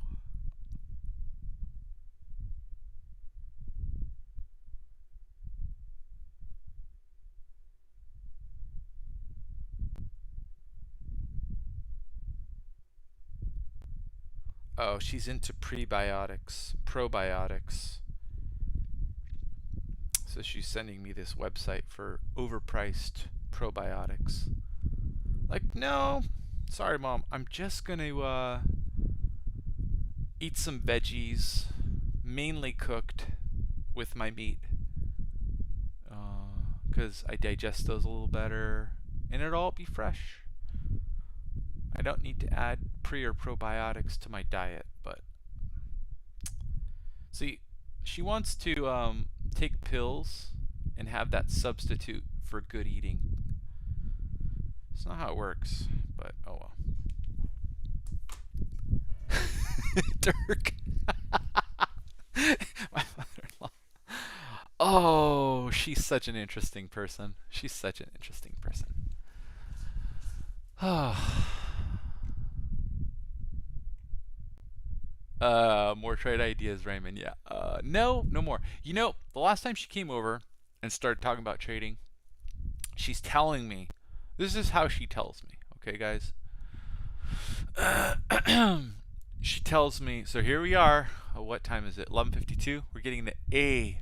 We're getting the A bounce right now. We're going up to almost 50%. Resistance at 40.10.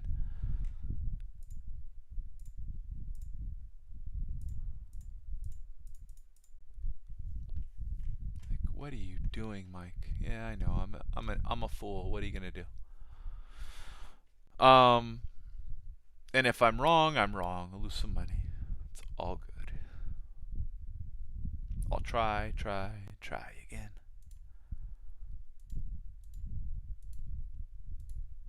Da da da. Maybe I'll be the stops. Let's see. 3, 6, 9. Okay.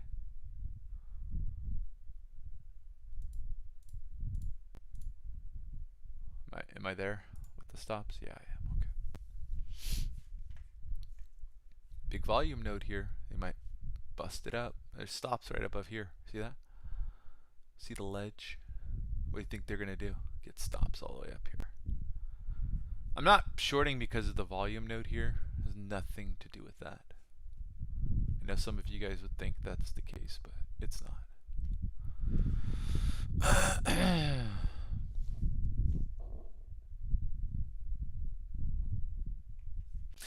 3,000 positive ticks. There's also liquidity up here. There's you see this right here, 70, 20, and 100 lot. The 100 lot's at the back of the queue here, right? They're at the very back. They may pull this 100 lot off the back of the queue. Right now, it's whatever, 72nd in the queue of big lots. The 100 is at the very end of this queue. See that? At the very end. So you like all of you people that are shorting ahead of this, you're thinking like I want to get they're probably going to run it above that. So, whatever. I'm just scaling in, willing to lose. Oh, come on. Can you do it a little bit more? Oh, come on. You're going to absorb it in here and then push it up? Probably. Let's see. Son of a gun, man. Let's see if we can get some before they push it up. That really sucks. Yeah, we're just going to get out of this.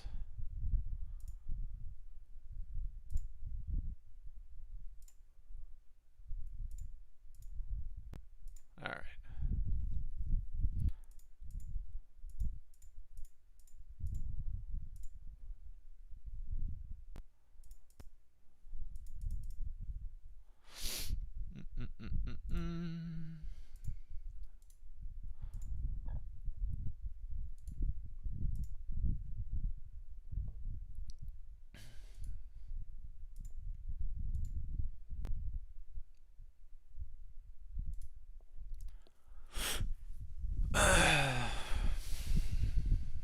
If you think you're going to get some higher, might as well just take it off and then go get it higher.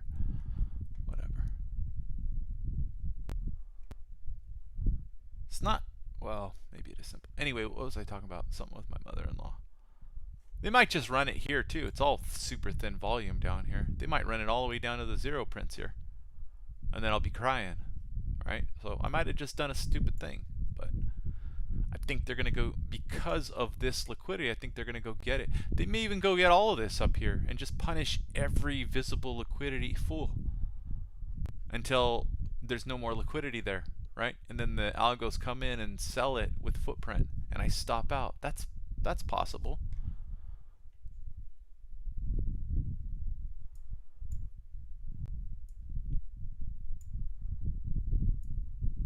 There's no stops hit yet. I'm just anticipating something. It's funny, Jonathan, you say, oh, you make it seem so easy. It's not easy. It's I could be wrong a dozen ways here. Whatever. Anyway, I was talking about my mother-in-law. She comes in, she says, I don't know. I said, she was watching the kids, and I didn't realize she was here, or she was at the house. And then I came out, and I'm like, oh, and I was like, oh, whoa, she's here. And then I had forgot about it. And then I said, oh, man, I've been trading since blah, blah, blah, blah, blah time. She's like, oh, it's a little warm in that office, right? Big gush of warm air came out because I have all these big Samsung monitors that put off mega heat. I got fans going and air filters, and AC is turned up in here, and it still gets warm because these Samsung 49-inch monitors are just, dude, they're just little heat waves, right? All right, let's see. Just looking here before I do something stupid. Looking at the volume that exists above here. See how there's a volume ledge here, and then little volume here, and then nothing on this candle? So I'm in the stop zone. So what I need to do is I need to wait to see how price action comes up to this point, because it may just break up and break above here right now. So I'm revising what I'm doing. So we're at the liquidity. See that? You see how they're buying below it? You guys are all just getting out of your longs here, right? But they're going to go punish this liquidity. Because this liquidity, comparatively, there's thousands of contracts right here. And people are all worried about 70, 20, 90, 20. They're worried about that, right? So, well, whatever. I think it's going up, but hey, like I said, dozen ways to be wrong. So anyway, so I walk out and I'm like, yeah, you know, doing all this trading. And so she just sees it as an opening. She's like, the stock market is going to crash. I'm just letting you know it's going to crash in very soon. And there's going to be a huge crash, so you should sell now. Where's she getting this information from, right?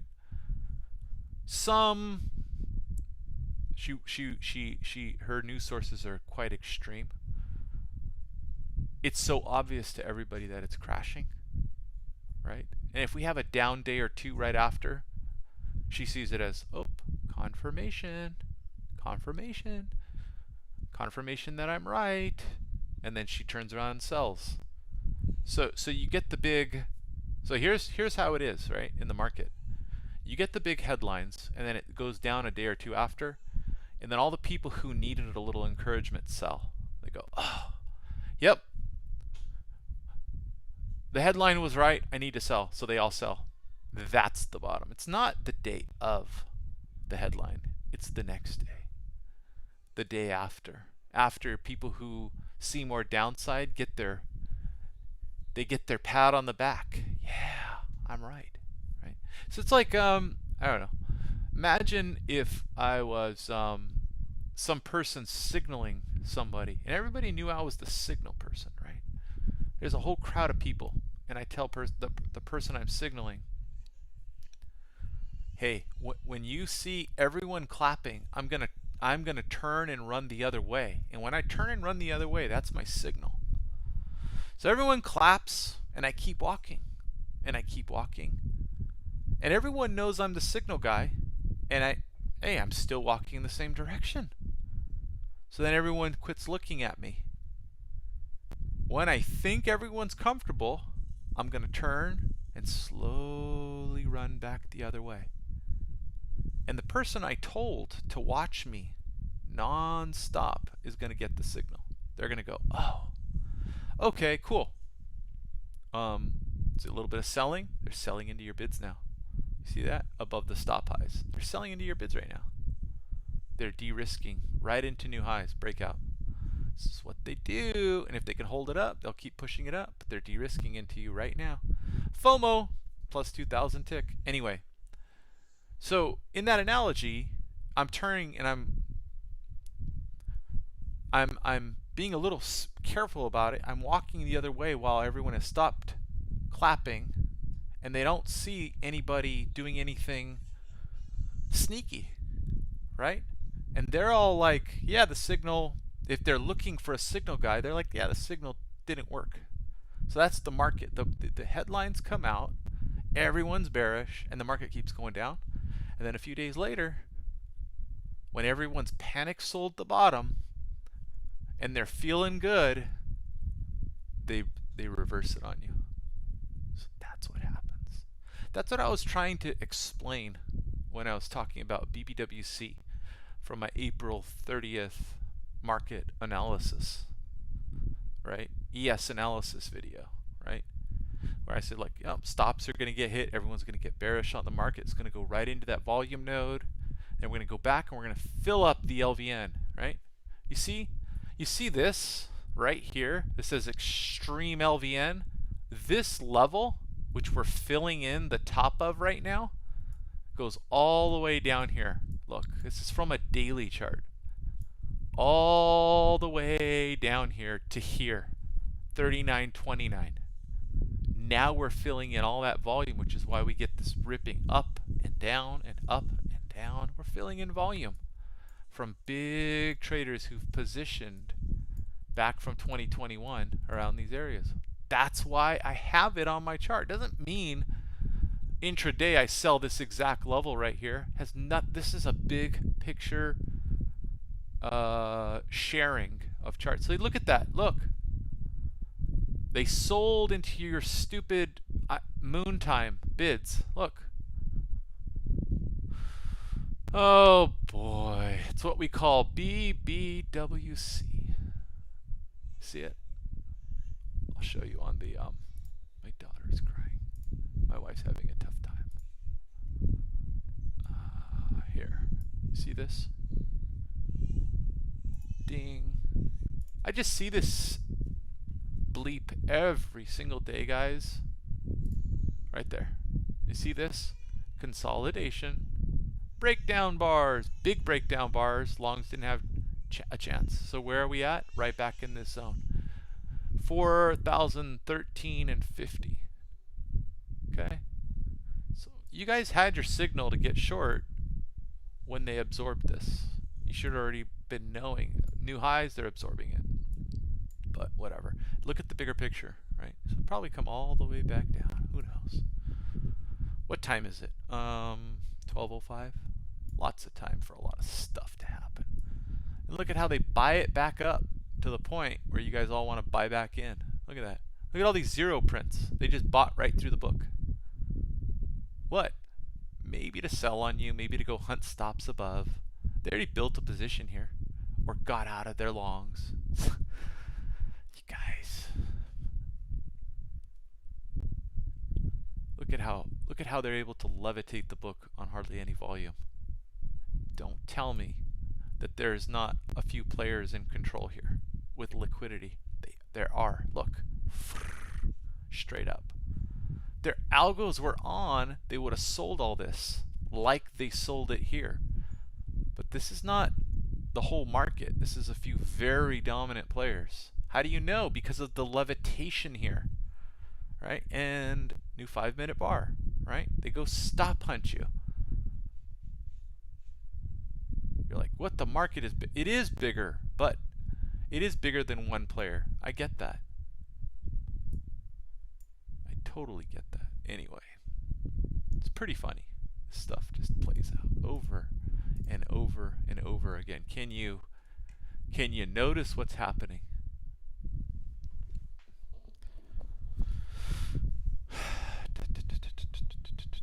Mother-in-law indicator. Yeah, Dirk. So all in long. The opportunity for the long was into all of the stupid players after the day or two of markets are falling, right? That was the better long, and now it's where you scale out and get out. And you leave some because nobody knows the future. Maybe we rally from here and we're near the lows, but if you go look at a daily chart, resistance is around 40.62 or so. And stops will be found into 4100s. So you can get out here at the daily trend line median line, sort of regression median line, which is right where we're at. It's probably above the market a little bit. Let's see if we can see it. It's here, right? So 40.46. Um, that's from the daily. These aren't perfectly accurate in Sierra chart, but whatever.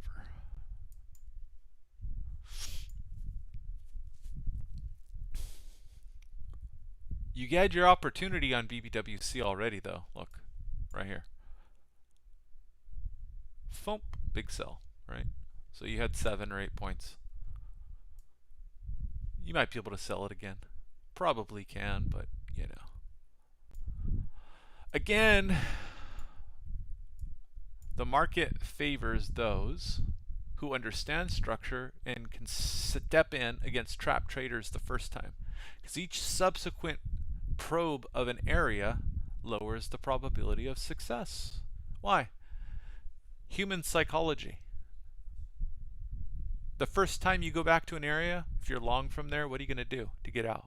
Break even. If you're an idiot and you didn't stop out, you're just holding this trade because, well, you know, that's what I do. And it's 2 hours later on a Friday afternoon. What are you going to do? Really, what are you going to do right now? You're going to sell right here to get out at break even. Because you don't know the future, but you've known pain for the last 2.5 hours or whatever it is. Yeah, 2 hours. So what are you going to do? You're going to sell right now. Right? So what do? We know that. We sell. We compete with you. And then when price starts to oscillate back down and you hit the market sell button, we're waiting for our little scalps. That's it. So first touch of an area is sweet. Anyway, different game. It's just a different game than most people play, but it's the game I play. Quiet chat today.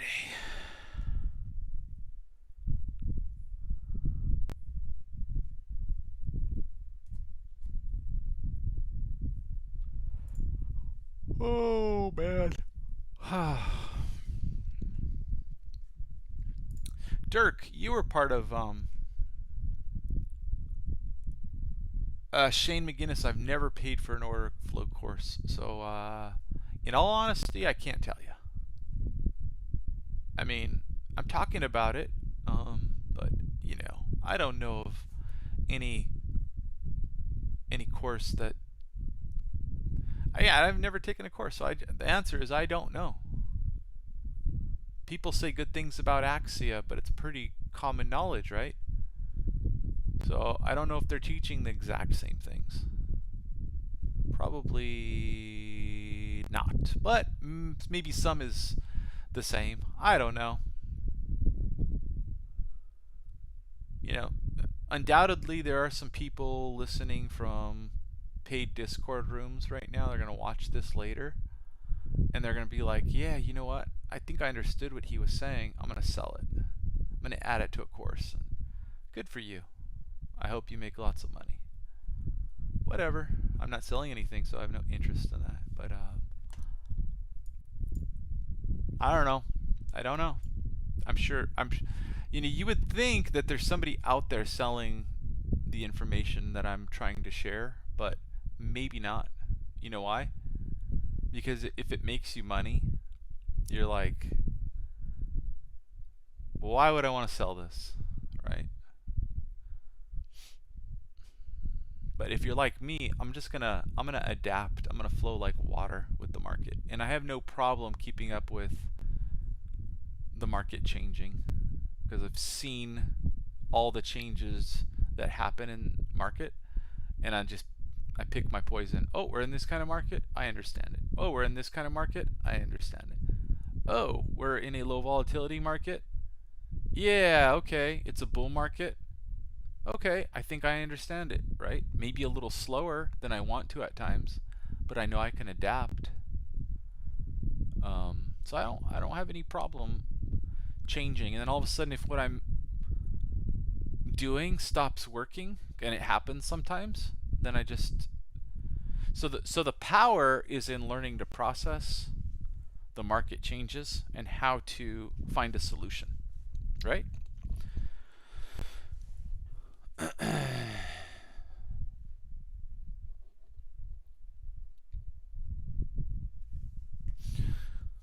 You know what I just thought of? Dutch Daniels, Orderflow Solutions. What a great name. Orderflow Solutions. Right? What I just said. I will find a solution.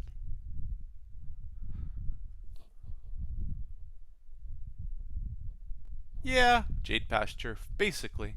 I mean, excuse me. Hope that wasn't too loud for you guys. It's not always that simple, but here's a guiding principle to trading that will help you to understand.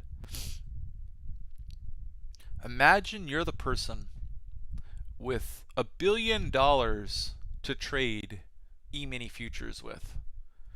And let's simplify the whole game. There's no hedgers, there's no gamma, there's no, I don't know. There's just people taking long and short positions without all the other known complexities of the market, right? So admittedly, it's an unrealistic analogy, but I think it'll be useful for learning. You have $1 billion and you got to get in and you got to get out of the market. How are you going to do that? Okay? And try to analyze it maybe even from a business perspective, something that you understand, right? Whatever it is, right? You have 1,000 employees and they all have to eat lunch at a certain time every day, but you need to somehow have enough capacity in the cafeteria to feed all these people around the same time. How are you gonna make that happen without overwhelming the kitchen? You have to think about when everybody else eats that aren't your employees. And who are the majority that you have to consider? And so in trading, large institutions have to do the same thing. They need to consider when and where they need to eat against, now we're out a little more complexity, the weakest possible hands. Why would you choose the weakest possible hands, right, to get in and out of? Because the weakest possible hands have stop losses in the market and they capitulate at a certain point. And when they capitulate, you have fancy algorithms and systems that can profit from that capitulation. So the idea is just the principle of the largest players need to figure out a way to eat on your backs. How do they do that? Sometimes it's not a clear rinse and repeat pattern, right? But what they're doing is they're absolutely 100% using order flow, sentiment, a lot of other things to figure out short term how you're positioned or how players are likely positioned, right? They're measuring rate of change, they're putting liquidity on the book, they're taking it off the book, they're instantly measuring the market's reaction to all of those things. But generally speaking, when you're looking at a footprint, what I do is I'm looking for where the market is weakest, where the retail liquidity comes into the picture, and where in real time you see no visible liquidity but great volume, right? And then you know an institution is there just selling into that liquidity, right? Or sometimes they're buying that liquidity, right? You're popping up with your ones and twos, but there's stops above, and are they gonna go take that? Is that the path of greatest pain for a short-term investor? That's the question, right? And so if you can learn to think that way, that's different than what a lot of people are doing. That's all. So there's that understanding that is in itself not a trading strategy, but it gets you into the right frame of mind for understanding the market, I think. And if you disagree with me because you've not heard that enough, yay! Thank you. I'm glad. I hope you keep trading the way you're trading. What a statement, huh? That's okay. I know.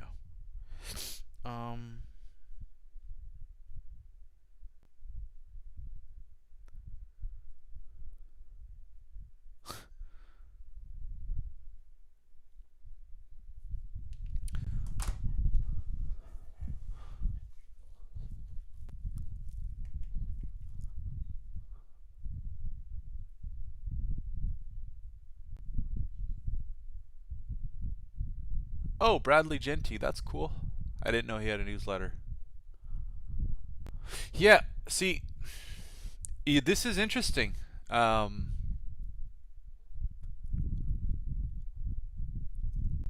You know, Dirk in this chat, Dirk Hepner, he was a moderator in our little group, and I appreciated Dirk's charts and input greatly. Great guy. But Dirk can probably speak to, I'm not asking him to, but he could probably speak to the idea of what Scott was showing concern for, which is people use you. Because here's one of the problems that I have with people is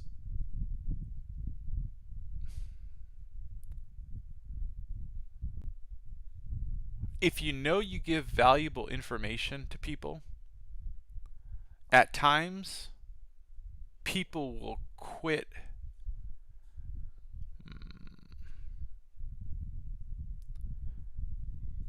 I'm thinking about how to say this properly without it being misconstrued.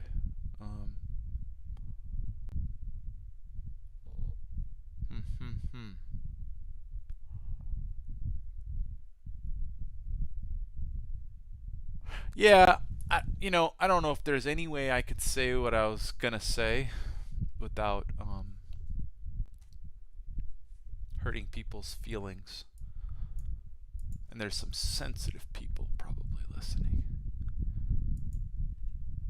Do I care about their feelings?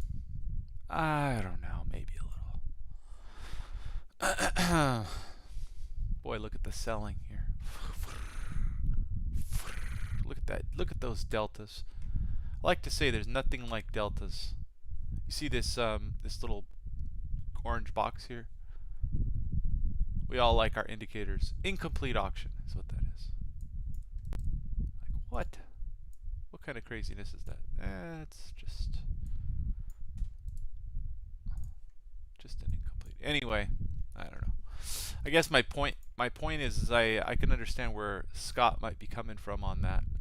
When you have good information and you're not getting paid much for it, and you realize that people just go disseminate that information without any loyalty whatsoever, right? And you know you're providing something of value, it gets a little old really fast. I struggle with that too, especially when someone comes in on YouTube or Twitter and they say something really stupid, kind of insulting almost, and they act like they're doing me a favor by listening or something. I'm like, MFer, I'm giving you all the value for nothing. You're not even showing a little bit of respect. And it's kind of like chart books in Sierra Chart, right? There's all these fools out there that go take chart books that aren't, say, protected, and they just distribute them to all their buddies, and it's social currency, right? And people like Ticino and Akin, right? Zip, and probably a bunch of other people who actually know how to build chart books are left like, man, I put 30 hours into that or 100 hours into that, and it makes a lot of sense, and you're over here sharing it with your buddies, right? You paid for it, but you shouldn't have have some honor, right? So you could just start to feel embittered, like F off. And that's part of the game. But, you know, some of us who know how to give edge, we're not going to do it forever, right? We're suckers for a little while. We share, right, with a good heart, good intention, and then these idiots come along, and before you know it, you share a chart book with someone, you see like, oh, he distributed it to 50 or she distributed it to 50 people, and then you see it, and then nobody's watching your YouTube. So then they're coming onto the YouTube and they're like, this doesn't work. I'm like, did you build it? Well, I got it from somebody.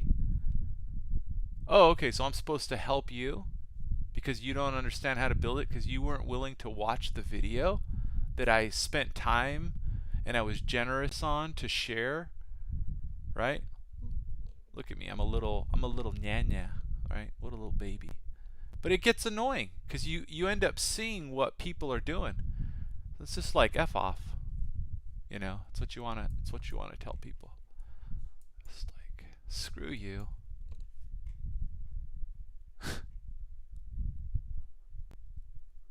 It's not really proprietary, it's just like honor. You're like, internet, there's no honor. Exactly, there isn't. That's the problem.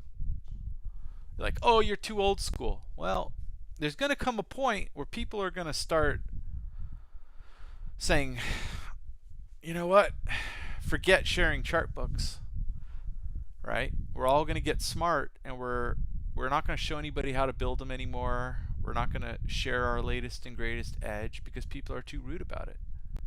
So, you know, when I ran the Discord, which doesn't exist anymore, that was one of the things that I was really, really sensitive about towards people who are in there.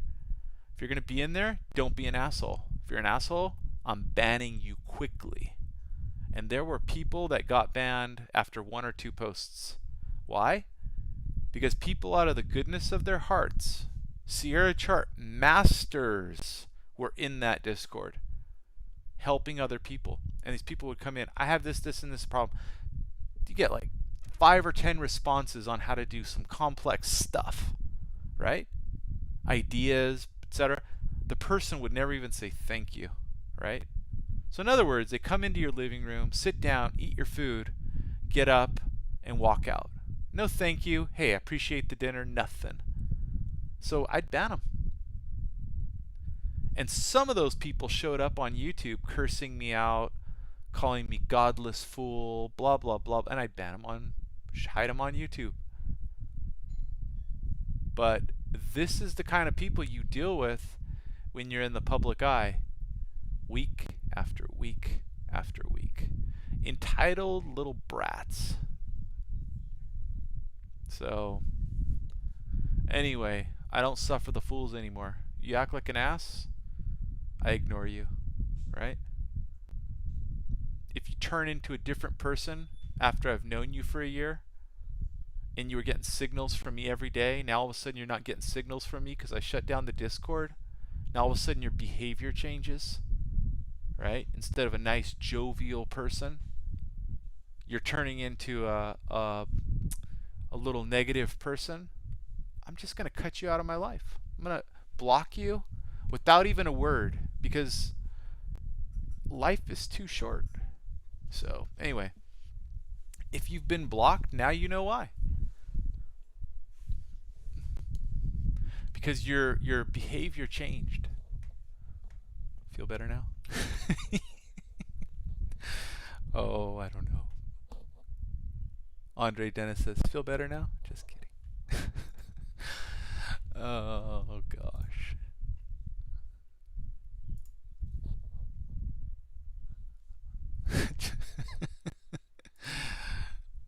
Everybody hurts my feelings. Oh, no. If you guys have ever done a lot for people that don't pay you for anything, and you're trying to do a pay it forward thing, you'll know exactly what I'm talking about. If you haven't done that, you probably won't understand what I'm talking about. Right? I mean, you may be able to understand it, but you won't empathize with it. So, It's just what it is. It's human nature. Not everybody's cut out to be generous, I guess. Or not everybody has enough common sense. Where are we at in the market? 12:30 M period, guys. If you guys are market profilers, in 2 minutes we have what's called M period, right? So there's usually some pretty wicked movement associated with the last 30 minutes of trading. Fake outs and such. Make a good t-shirt. Everybody hurts my feelings. Chirp tone. Yeah, there you go. I don't go through life that way, right? You just with trading things are a little different, right? You get close to people, and then you spend a lot of time getting personal with people, finding out about their lives, and you expect that to continue forward. Not to change when you're not providing a signal to them. But for some people, hey, some people spit cold game. Oh, you're not benefiting me financially? F off, right? This is how some people roll. Look at all this liquidity sitting here. See that? And everyone's buying, and they're look at that buying. Look at the icebergs. That's what I was talking about. You guys don't pay attention to the 20 lot icebergs, 30 lot icebergs, 15 lot icebergs with the quantity one reveals. They're all up in this joint right here, and this liquidity right here is forcing thousands of lots into this level in real time. See it right here? More liquidity. They're seeing the behavior that's occurring here. People are very nervous. Shorts. So it's interesting.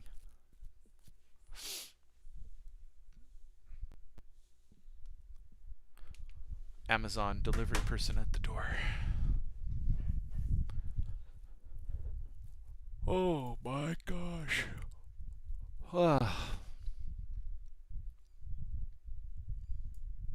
Some human beings are disappointing, but that's part of life, right? Especially on the internet, you'll run through a whole bunch of people that disappoint you, and then you'll get some gems from it too. And hold on to your friends, stay lifelong friends, and be loyal. And everybody else that doesn't understand that doesn't behave that way, just move on and be happy. You'll find good people though. I'm a believer in that there are good people out there that just want to live their best life, live happy lives, and that understand the idea of being fair and giving and taking and all of that.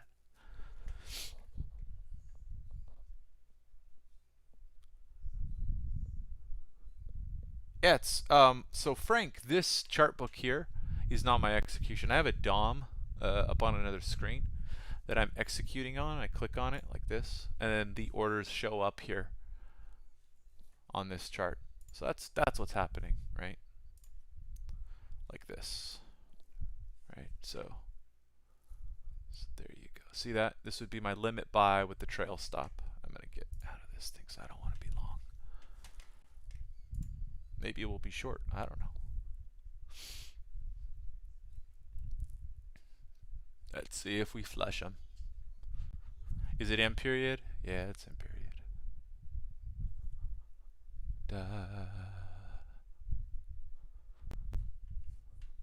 About down here, if we break this low, it'll just flush and flush and flush and flush and flush. So whatever.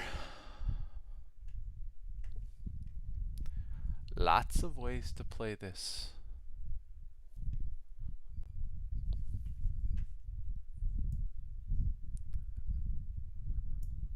Where does this one activate?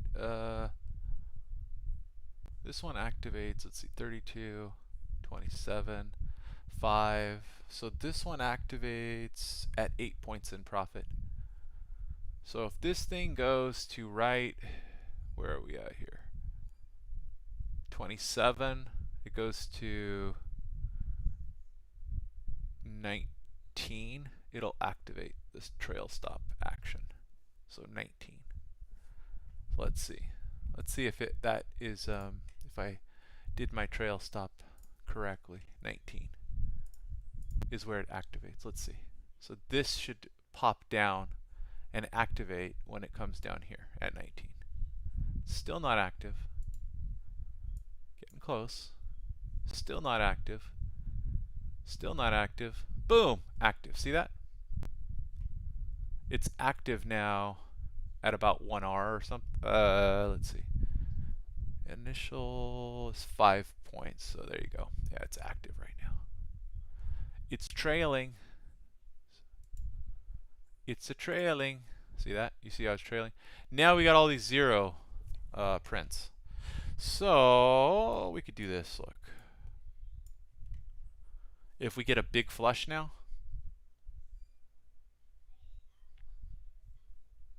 it'll just move faster than I can move. And I'm out. There you go. So what's, I mean, ultimately, what was the risk reward on the trade? Let's go. Where did I enter? 27, I believe. Okay. So it would have been 32 stop, I think. Yeah, it would have been 27, and we just got out here, I think around here, 17, 18 or something. So almost 2 hours, right? Just to do it the way I did it. Whatever. Not bad.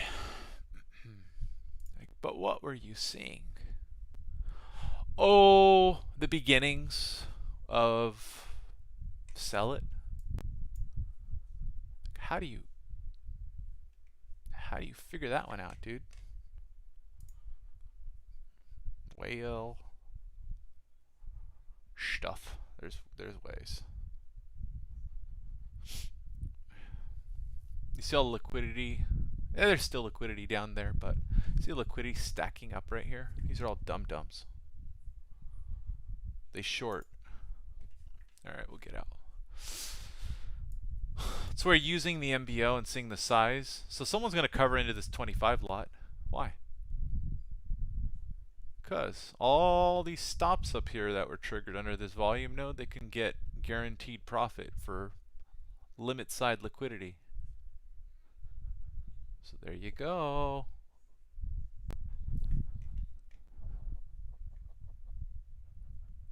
Jonathan asks,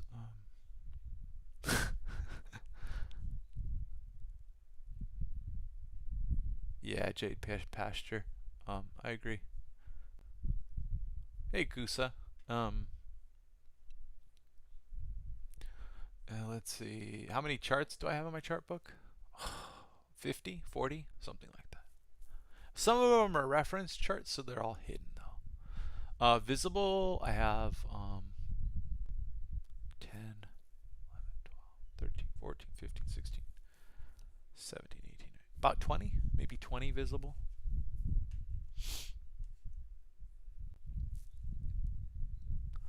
Boom, boom, boom. Ba, ba, ba, ba, ba, ba, ba. Oh, look at all of this, and look at all that thinly traded volume. This is where it's got its poor location, so I'm going to give it a shot. It's a really shitty location. Oh, it's a really shitty location.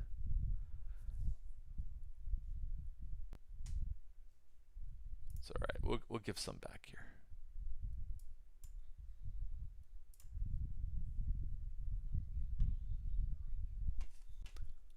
Yeah, we'll probably give some back, but yeah.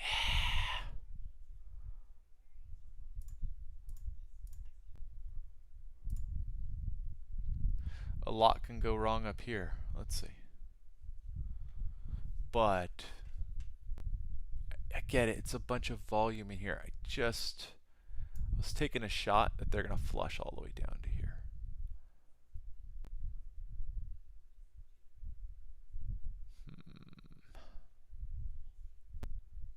Ba, ba, ba.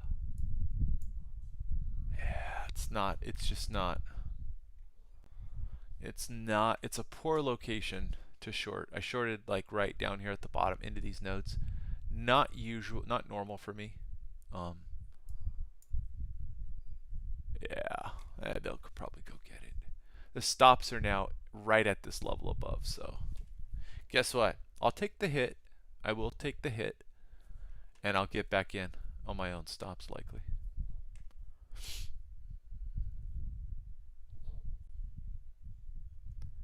Yeah, right there.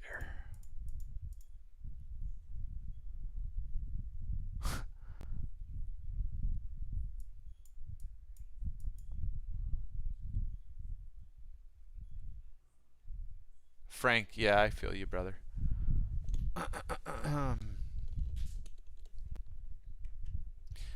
I feel you, man. So my pin tweet just says essentially new traders are often overstimulating themselves, and they should just focus on a few things, learn them well, and then, you know, like somebody taking college coursework to become a specialist in something. Man, this sucks. What a dumb trade, but whatever. Like, there you go. Got a little bit. Like,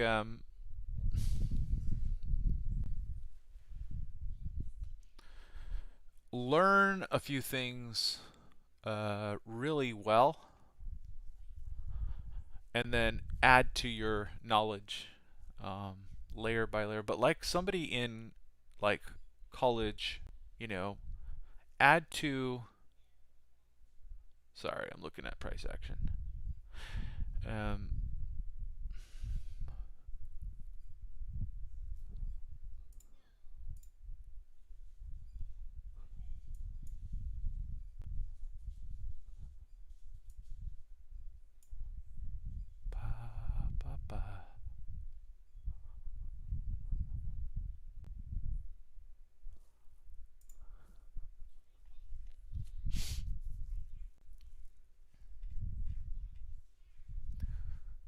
Bottom of that.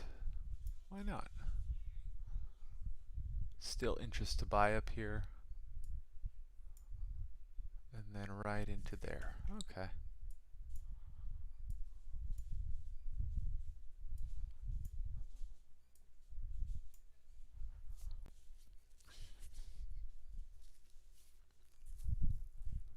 I can't talk and think at the same time all the time. Right at the bottom of this node. Shorts trapped in this. So let's see if we push it up one last time. I still think that all of this gets retraced all the way back to 94. So why? Oh, because this level here, yeah, it holds some longs, holds some shorts, so we're getting bounces right now. But this is a great place to find liquidity right here. Great, just great. That impulse also means that shorts were trapped out of this pin bar here too, so I don't know. We'll see.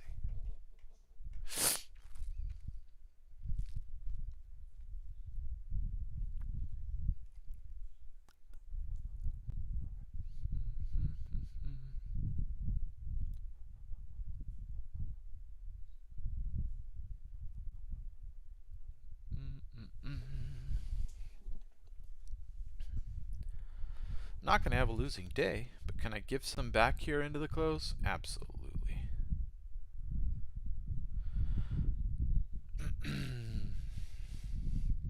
My closing win rate. So my win rate at the close is better than 50% now this year, but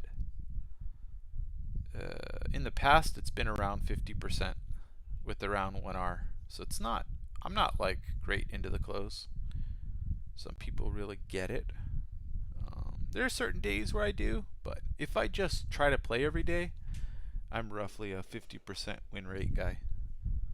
So hence why I always say that the close is just, you know, whether JP Morgan or Goldman or anyway, any large players deciding we're buying, hedge funds, whatever. So it's just there's a lot more randomness to it. Your TA doesn't matter when they want to buy, you know, when they want to hedge off a stock position or something. Just buy and buy and buy. Large swaths of the book. So into a little bit of resistance here, but they might just buy above the highs. Find all the stops. Who knows, man? Who knows? Who really knows?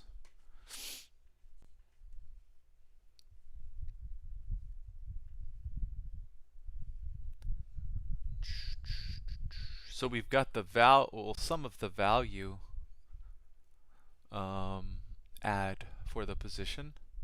Where do you add? Below here? Yeah, I add below here. 13s. See the liquidity resting here? 250 lots.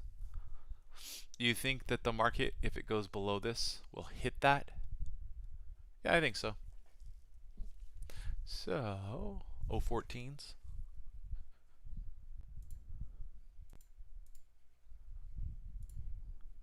Oops.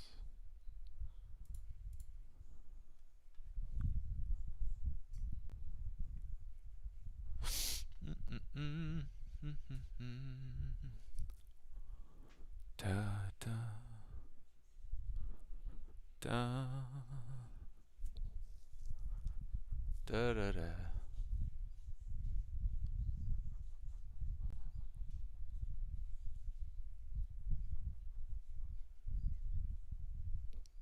Yeah, send me a have Sierra Chart send me a check. No, I'm just kidding, man. Jonathan.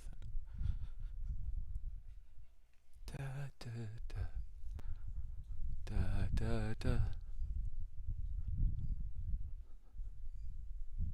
Well, little volatility. 15 till. Yeah, I am doing some fun stuff this weekend. 2,000 positive tick. 2,000 positive tick. Come on. There you go. 2,000 positive tick again. Well, there you go.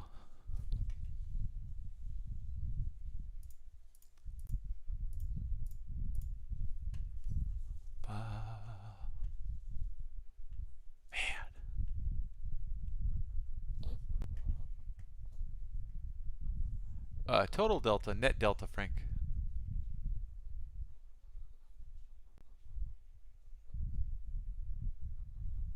I just do net. I do ASVOL minus bidvol. Same idea. You can derive same thing from a lot of it.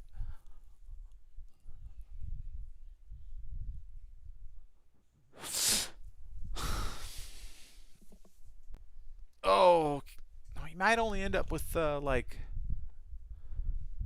let's see, we might only end up with like 600 points. MES. Let's see. What a gambler I am.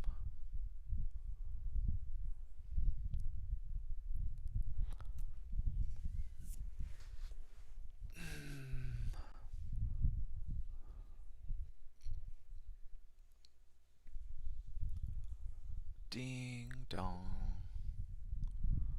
Da da da da. Da da da da. Da. Da. Ba ba ba ba.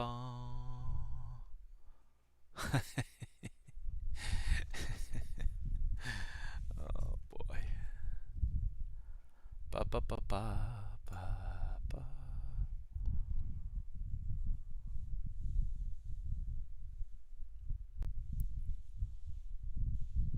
Can we get the last one? Spit it back down.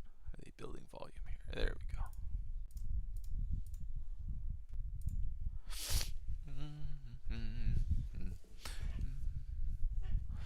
Ba ba ba ba. Ba ba ba ba.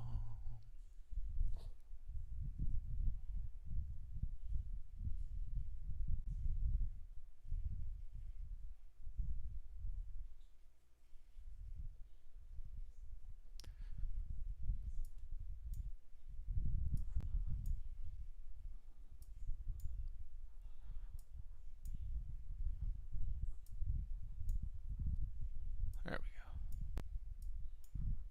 Trail stops. We're in a weird spot.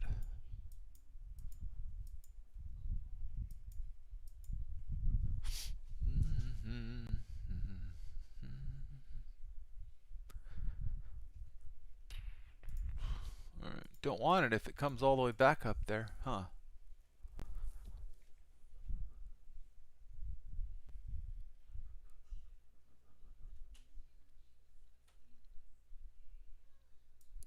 I'm just a gambling man. That's all it is. Wait a second.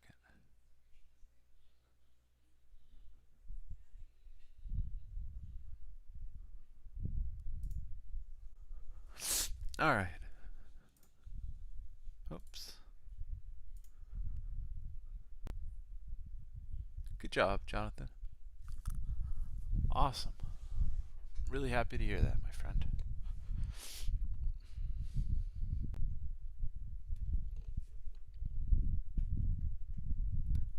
You, sir, are the man. Oh, look! The anal retentive side of me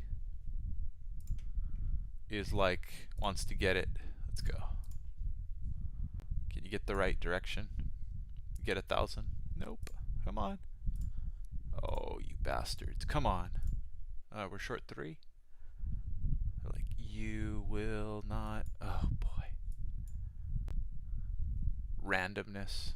So instead of winning 1,000, I'll probably lose more here. Come on. Yeah, there you go.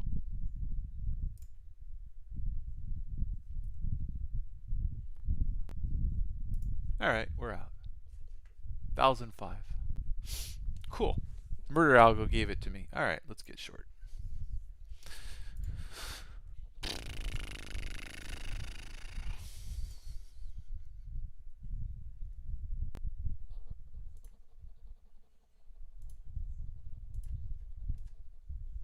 Where was that zone?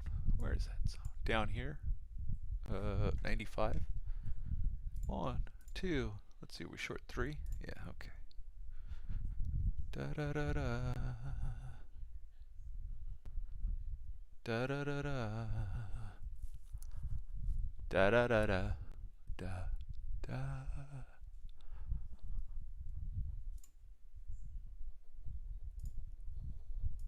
Da da da da. Oh, we don't want to be part of this now. All right, let's go. Da da da da. Da da. Where's that next one? 95. There you go. See that? Coming back. Right idea, but stopped out into volatility here at the close. Whatever.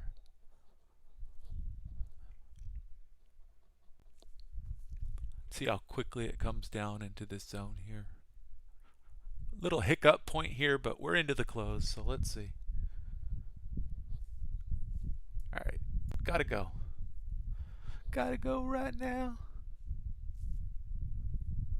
Oh, there it goes back up. Get me out. All right. Cancel them all. All right. There you go.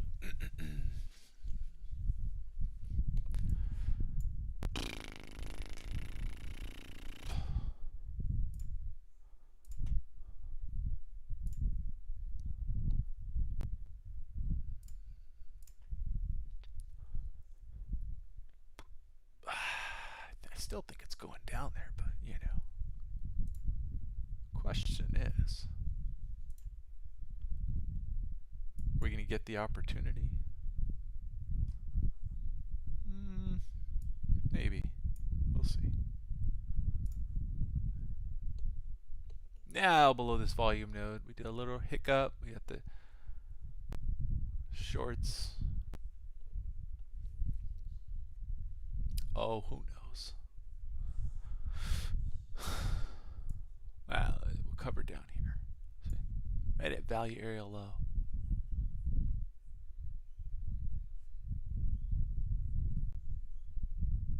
But there's somebody buying. Yeah, there's somebody selling too. And you know, we're below this node now, so they just dump it. Dump it. Dump it. A little bit of liquidity here. Not much. It's nothing. It's nothing. That's a target for the longs now. Oh no, if they defend it here, it's over. If, I don't know the future.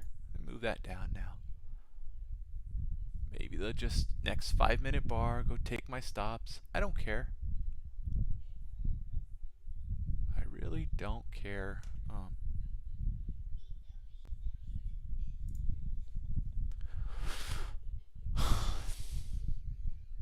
And cancel.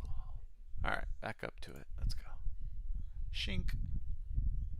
A lot can happen here. Oops.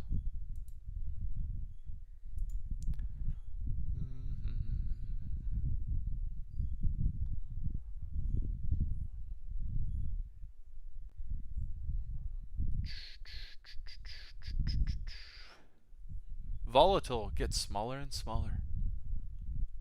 Alright, so we're holding these lows here, holding this node. A lot can happen.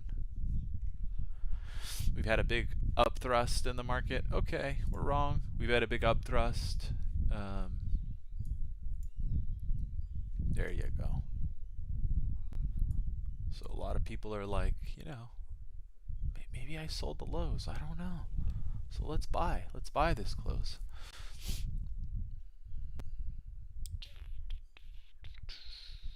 Randomness in the market.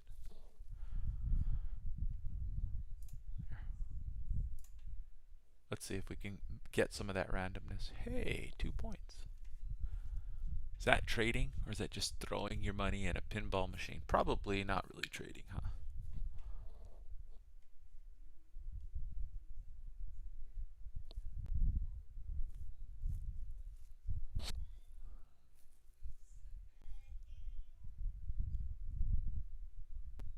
I feel like somebody's visiting us here.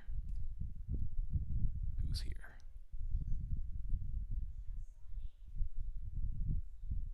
Oh, that's my mother-in-law. Oh, I better watch what I say, huh? Jeez.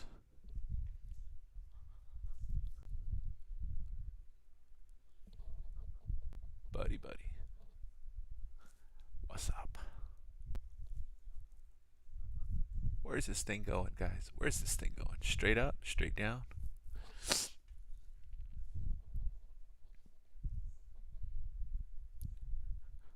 One last plug for Ticino.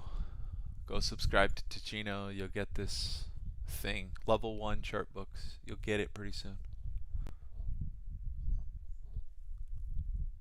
Right here. So cool. Alright, let's keep it up. Put it over here. Look at what the volume's going to be here going into the weekend. Do we have any, are we going to have any commitments from traders? Are we going to get a high settlement volume or not? That is the question, isn't it?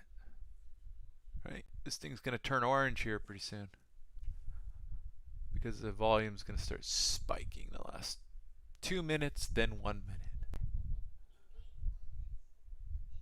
No, I'm not asking her.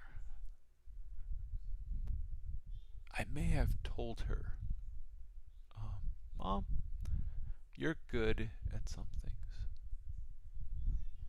and I would never tell you what something is gonna be if I have no experience in it. Oh, I had a moment of weakness. My wife was shaking her head. Like, oh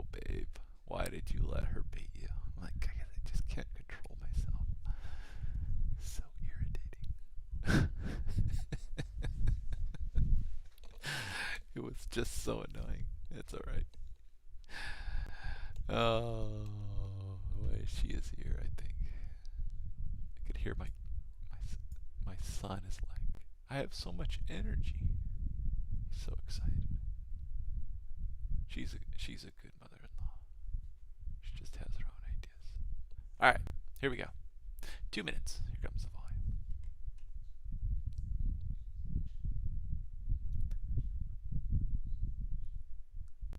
Oh, it's all good, Adrian. I love it, man.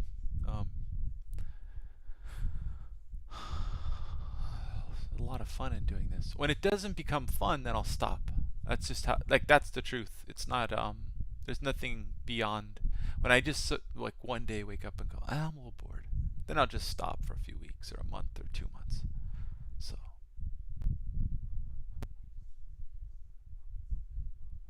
But, I'm glad you're finding it valuable. I hope you guys can, like, understand what I'm saying. And when I say understand, it's not a matter of you guys not being able to understand. It's me being a bad communicator. I have ideas sometimes. So, but I hope you're just able to make it work. Okay, 1 minute. Here comes the volume. See that? Here it comes. Volume's a rocket. So they bought some here. Getting out some here. I don't know what's gonna happen. I don't know what's gonna happen. Can you imagine if I never took profit over? Oh shoot! Where'd that thing go? Oh no! Oh no! Where is it? Okay, there it is. Window, always on top. Here, always visible, always on top. There you go. Here comes settlement volume. See it? The settlement bar is right down here, 4018. So guess what? I'm going to short it. For a return to 4018. Like, why would you do that? Because. Oops, wrong. There you go. Cancel all. Because there's already a position built here at the 4018s. And so, it's just the way it moves at settlement. There you go. Sell it. Return. Return to 4018. Come on. There you go. Back up. See? You see how quick? This is why settlement in real time. Like, I couldn't even get it down to 4014, but I knew enough to take it here and get out right back into settlement. So you see I was able to scalp a few more points there? Because of what? Real-time settlement indicator right here.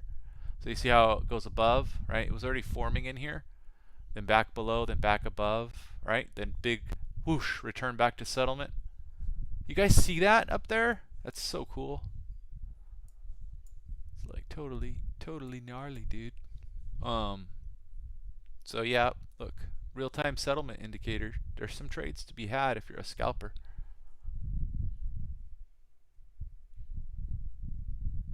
Hey, Pierrick. And a lot of you guys are going like, what? I thought the close was what's important. Well, the close was, geez, right up here. No, settlement's important. Look. You guys got to see it in real time today. Look. All right. The close. Settlement. See that? Return to settlement. It wasn't return to the close up here. It was return to settlement and reject. See? All you people that think the close is equivalent to settlement. It's close, but it's not anywhere the same kind of edge if you're scalping. So I share this with you guys. I tell you, just do it. Do it. This represents what actually just happened with institutions. Can you get in and out for a few contracts here and not be hunted? Absolutely. Abso-freaking-lutely. And now look at the market. Remember I told you guys earlier what markets do in real time? They oscillate. So what's the point of oscillation? It's here. See that? Now, you're like, bear flag? What's going on here? Right? So there's your point of oscillation. Smart traders went short, long, and then just got out and tried to short on this trend line if you can catch it in real time, because you already see the oscillations happening against what? Central line. So if we break down here, you'll probably see it spurt real quick. Break up here, you'll see it spurt back to settlement.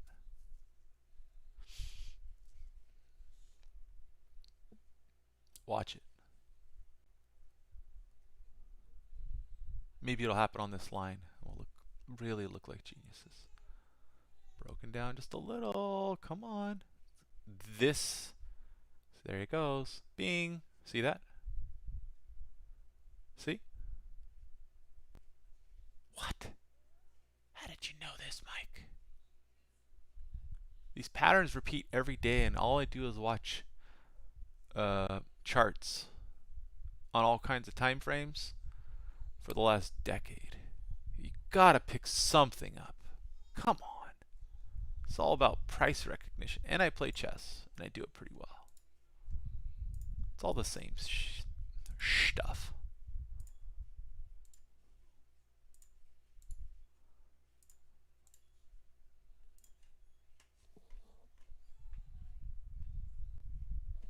Anyway.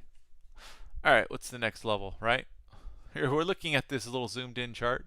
Volume node right here. See it? Little volume node from the close. So everybody wrong here is covering. Just went a little too far. Stops. Breakout. Made new lows. Found stops. They're all covering back to... They're going to cover back to this area probably. So let's see how fast it happens. Like this. Right up here. And then there'll be more stops if it comes back here. Short term. Let's see.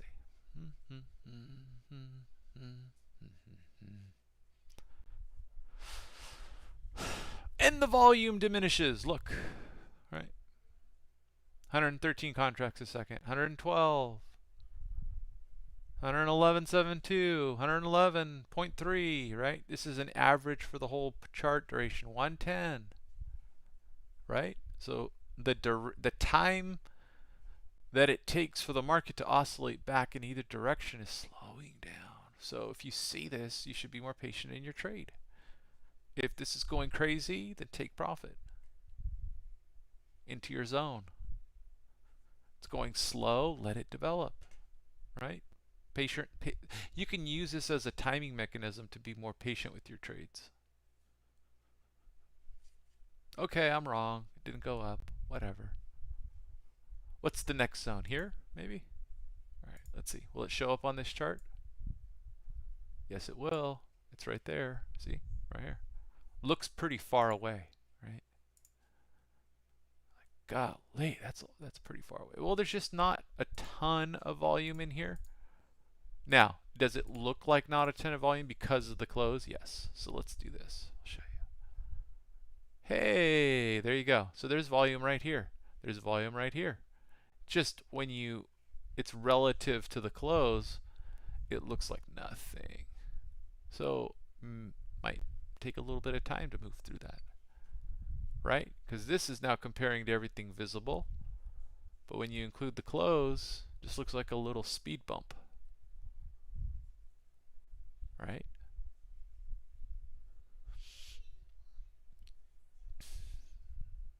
I guess different ways to use your footprint, right? Analyze. Man, I hope you guys have a good weekend. Let's see. I plan on having a great weekend. I'm gonna go shopping for a wedding. Some clothes. I think I'm gonna wear, not my wedding, suspenders and a bow tie, probably brown suspenders. I don't know what color bow tie, maybe blue. With the white shirt, some slacks, and tan shoes. And then my son, who's 4.5, he's going to wear the same exact thing. It's my brother-in-law getting married pretty soon. So, I'm excited because me and my little man get a kind of match, and it's, dad's something fun. So Anyway, continually analyzing the markets here. What? Resistance there? Is that what happened? The low became resistance. We tried again, failed. I don't know. I don't know, man. What a zippy day though. What a crazy little time. Anyway, I couldn't talk and play the NASDAQ. I couldn't even pay attention to it while talking with you guys. I could only focus on this chart. See the difference between talking in real time? If I was not talking to anybody, I could trade both of these at the same time. Talking, looking at chats, answering questions, I couldn't trade this. I could only trade this. You see how that works, right? So another reason why Discord was not helping me. So since I've shut down Discord and been more disciplined with my trading and just recognizing if I want to stream some consciousness, I could do it through Twitter or something. Much more profitable. So I'm paying myself more right now. But you know, we go through seasons as human beings, right? Sometimes we're like, you know, it's kind of like reading books.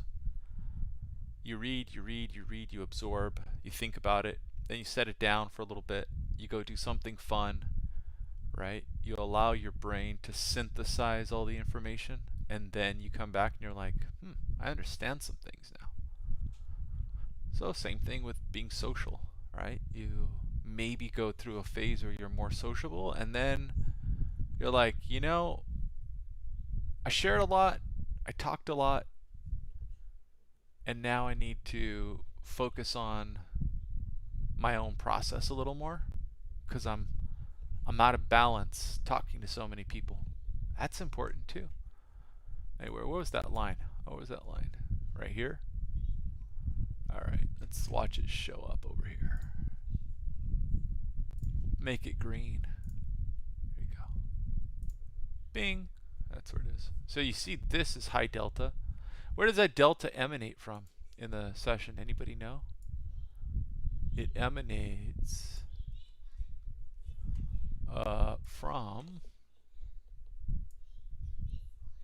way further back. It's not even from this session. Now, you put lines, so this is something that you'll learn if you read the Adam Grimes book, is if you close your eyes and let's say you put a line on a chart like this. I'm going to close my eyes and just click. Oh, there we go. Alright, I clicked. And where did I even put the line? I don't even know. Where did I put it? Let's see. Did I put a line there? Jeez. I had to have put a line. Didn't I put a line?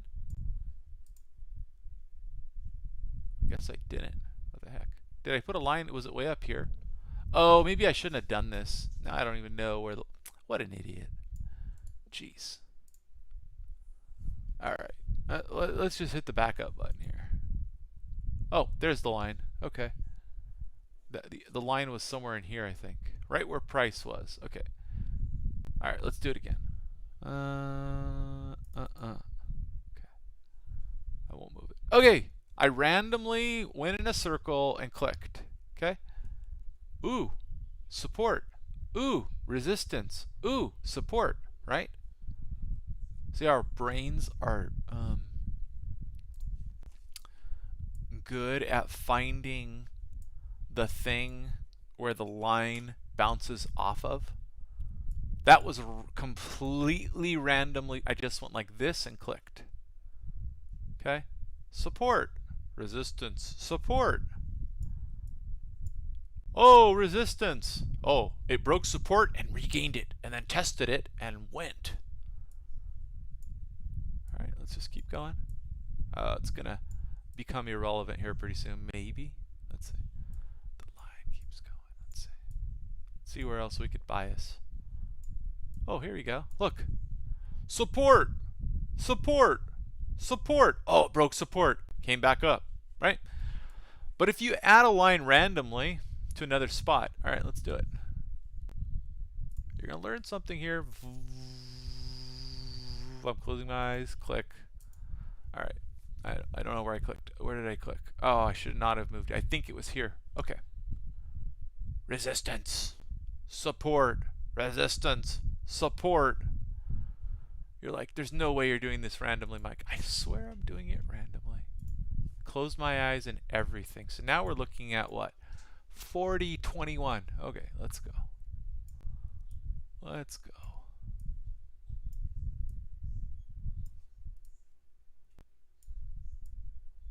What are you trying to tell me, dude? I'm trying to tell you that. Let's see if somebody's talking. Mancini? No, this is my Adam Grimes, who Mancini learned from, or read his book, The Art and Science of Technical Analysis. Adam Grimes, he's the master. Anyway, resistance. Here, sorry, we're a mess here. Support. Oh, broke support. Oh, regained it. Oh, took all the stops from support here. Okay, tested it again. Oh, tested it a second time. Oh, then we trended down. Right? These are random lines, guys. Oh, resistance. See that? From 40.21, it pulled back. You could have got 3 or 4 points from my resistance level, guys. Right? Every broken clock is right once a day. Right? Twice a day if it's analog. A lot of you are analog clocks. Okay? Oh, resistance. Oh, look at the wick. Tested resistance almost to the tick. My levels are amazing, guys. My random levels are amazing, aren't they? Look at, I'm a furu. Come follow me on Twitter. Resistance perfectly. Perfect resistance. Look, settlement wasn't even as good as my resistance, guys. My random swirly click on the chart resistance. You see how if you put a line on a chart, your confirmation bias is going to take over and your brain is going to align the patterns to your level. Right? So my point in telling you guys this stuff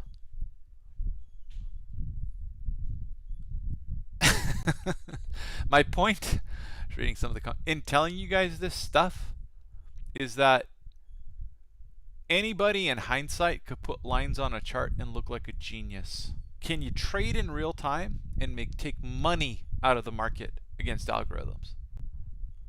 And do it consistently.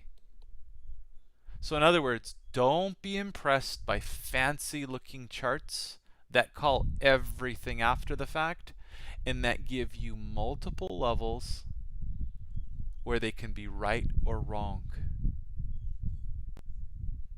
You're like, but that's 90% of what I read. That can't all be, it's wrong. Don't do it. Learn to trade the chart in front of you and to take money out of the market at the hard right edge. Quit spending so much time looking at people's charts in hindsight. Okay? It's a waste of your time. You're like, but that's analysis. Sure, but make it your own and make it something that you can actually, it can actually be, that you can make actionable in real time. If you can't act on anything that you've analyzed, useless. Useless. So, you know, so I really would love for you guys to go watch my video from 4:30, where it's like, I think I call it ES analysis or something, and I put levels on the chart, and here's the levels I put, and I just, you guys can think about why I determined the levels, or go try and understand my thought process, not my level, and be like, oh, good level, man, good level. But try to understand, this is a daily chart of the E-mini. Try to understand the thought process here of what BBWC is when I explain it in real time here. And why I thought the market would likely find stops into this zone, and why, what I said about the market and how it should behave and what sentiment should look like into this zone. This was already marked up, and I already had a plan for how the market should behave into this zone and what stops would look like. I talked about all of the rationale. Who cares that we bounce from here? It's the idea of what the market should look like at the hard right edge, so that you can actually take that information at the hard right edge and go, oh, and now I have a plan. Now I want to be long, right? And this is that median trend line I was talking about, right? That we're there, right? And there's going to be sort of profit taking now in the downtrend, right, up here. And that we likely, if it's a strong downtrend, bounce here and then keep, trend down or whatever. But anyway, and this is that LVN zone I'm talking about, right? This was flat over here. There was no volume. I said, look, guys, we're likely, because shorts were wrong in this flag. This is a flag here, perfect bull flag, and its base breakout had consolidation, volume, and then it goes right to this LVN where shorts are wrong. We tested it after, rallied off of it, okay? And I said, if we break this low, might get a little bouncy in this zone right here. But if we come into this, we'll probably go really fast through here. And as shorts, as longs from are profitable above the gap get out, we'll probably get a really nasty bounce into this volume node. And the long stops will propel this market. And shorts will likely cover because they were wrong here. And there's a volume node, but we'll probably go take out the stops into this volume, so it probably won't bounce up here. Hence why it's the BBWC, high volume, and it's a buy zone in here, and I explained it all in the video, right? Whatever. It's now 2 weeks ago that I explained this. Now, I said, you know what? Market might come back up, might build volume in here. Usually I said, like I said all of this, guys, in the video, because it's not that I'm saying I was right, or I'm a furu. No, I'm saying that I had a plan for, look, often the market bounces before a low volume area because of all the shorts that were wrong above it and where volume built and then kept going. So you get nasty bounces. But I expect it if we're close to this for the longs who are in profit here, because we're trend down, right? We already retraced all this, and this is balance, right? This is all explained in much more detail than I'm going over now. So this is balance. We'll likely extend balance, but then into low volume area, it'll go quickly, and then we'll probably bounce and fill in a lot of volume in here. From what? Traders who are in profit here, taking profit as the market comes down, and then short covering, right, as we bounce up, because this is how people react. They're going to give it a shot to keep going. Doesn't go, you get out, right? How many times did I demonstrate it on the footprint? Oh, well, move my stop to break even, move my stop to plus 5 points, right? And then I'm out for a smaller winner, right? Because I'm protecting profits. Everybody does this on a larger scale too, right? So the idea being, you want to think ahead and maybe think about getting out here if you're smart from your shorts. So think ahead. Think ahead and explain that even if we double balance, because they're going into the LVN, it'll probably extend further than that. So this is now our buy zone. It's not on the volume node, or above the volume node, it's into it, taking out stops, but into what? The breakout point of this prior flag. Okay? And there's one here too. So you guys are like, what are you talking about? Look, right here. Right? It's resistance. See this? Test it, go. Resistance. That's the resistive point right there. But it's a zone. You're like, oh, BS. Okay, watch. Oh, I'm sorry. Alright, so this was a, oh gosh, this is such a mess. Jeez. Get this to stick where I want. Alright. Here, test it goes. Right? Little hesitation point, test go. Here. I'm having trouble because these are snapping to the top. Alright. Here's the breakout point, right? Extend a line. Look. Extend a light from the breakout point. Boom. That's where they're wrong. Right? Line. Down. Breakout point. Look.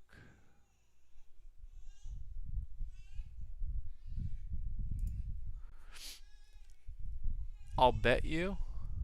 So this is major stops here. Comes all the way back up from here.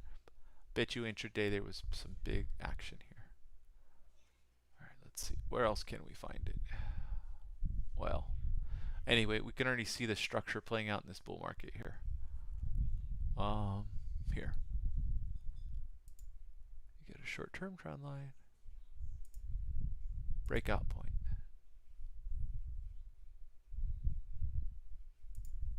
Okay. Now, you can go back and find these all over the place, cleaner, and you can find them intraday too. I call these BBWC.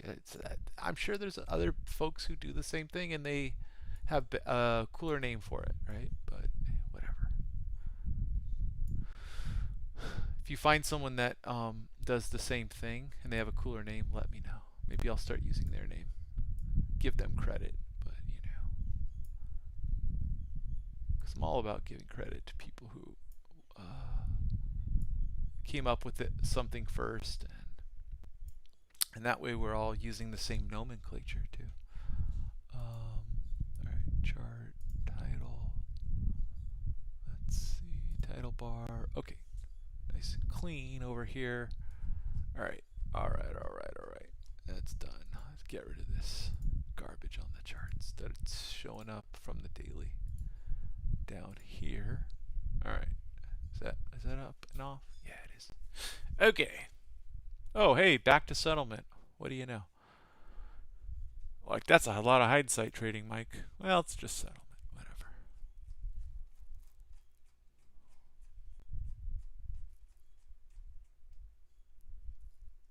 So, it's interesting, right? Here, let's do this.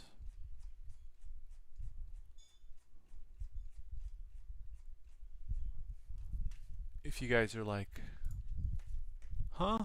You say it happens a lot intraday? Yeah, sure, watch.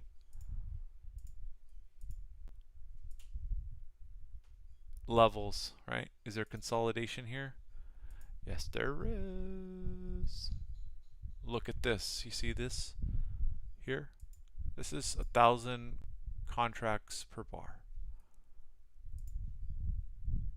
Level. Why does it get bouncy right here at the breakout? Boom. Why does it get bouncy here with the bottom? Where from this tight consolidation, tight, look, up and down, up and down, up and down, back down, up and down, and then it gets bouncy again. Why? So couple this structure with footprint and momentum and reading tape, order flow, using that overused word, and now you get a pretty nice little picture of maybe where you counter trend scalp. So look at this one. If we had gone here, would you have expected a bounce here at 39.95? Right? It's where I was trying to cover, remember? And I said all this extreme buying through here. But where did we end up bouncing? Above this high right in through here. So shorts just in some massive pain into the close. Right? So, but these are how you determine levels, right? Where you say, so if you're going to play according to trap traders, you say, you tell yourself, and you have the inner dialogue of where are traders trapped if we're using consolidation zones that were prior consolidation zone that we're breaking from. Where are they most trapped? So where might I try and put on risk, and where do I place my stop? These are the questions you have to ask. These are the questions you have to ask right away. Okay, so you need to say, if I'm placing risk, if I'm placing a buy order here, then what am I selling against? So if we're coming down here and the market's come up and it's coming down here, where are you going to get out? Okay, so the longs are wrong in through here, right? And you're saying you're playing against these players. So then where are you wrong? Underneath the lows? At the lows? Okay, so in this case you want to tighten up risk, right? If you think this is a super bullish move with lots of impulse buying, and it left behind all the shorts here, so you're more likely to try and buy this zone, right? Okay, so maybe you say here, this needs to hold because this is the last point that shorts failed.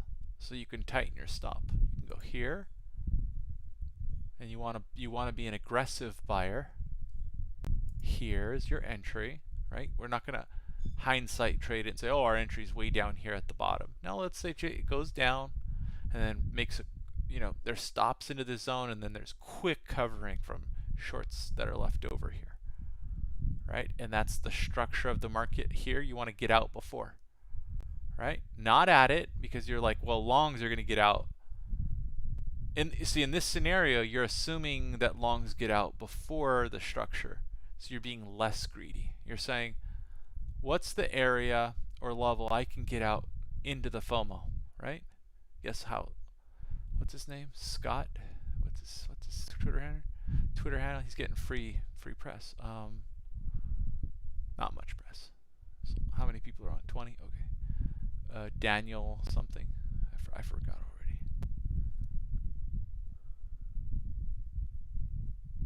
All right. So you're saying I'm going to get out before this low. So you're going to get out into the FOMO. So is the trade high probability, and is it better than 1R? Well, it's 1.43 Rs. If you can win 60% of the time on 1.43 Rs, well, let's put that into Monte Carlo. All right, let's do it. Oh, it's Dutch Daniels. It's still up there. Anyway, what does his pin tweet say? Enter at their stop out and exit into their FOMO. Be ahead of the herd. Okay, this is a setup for ahead of the herd. Okay. Now, let's go put it into Monte, my friend, Monte Carlo simulation. All right, I'm going into my account for Google. I've got it in there somewhere. Monte Carlo simulations A. Okay, so alright, let's move this out and over.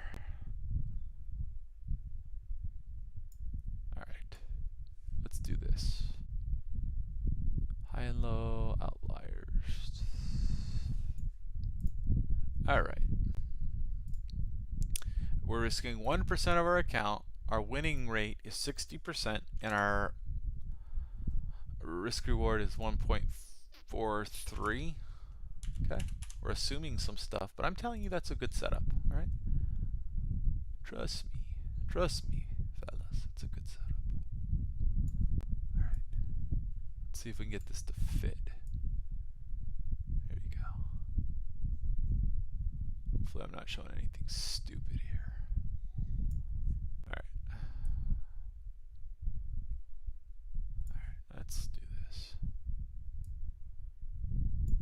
I think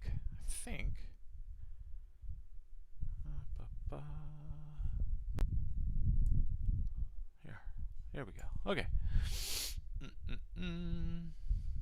All right. So this is your starting capital, 25,000.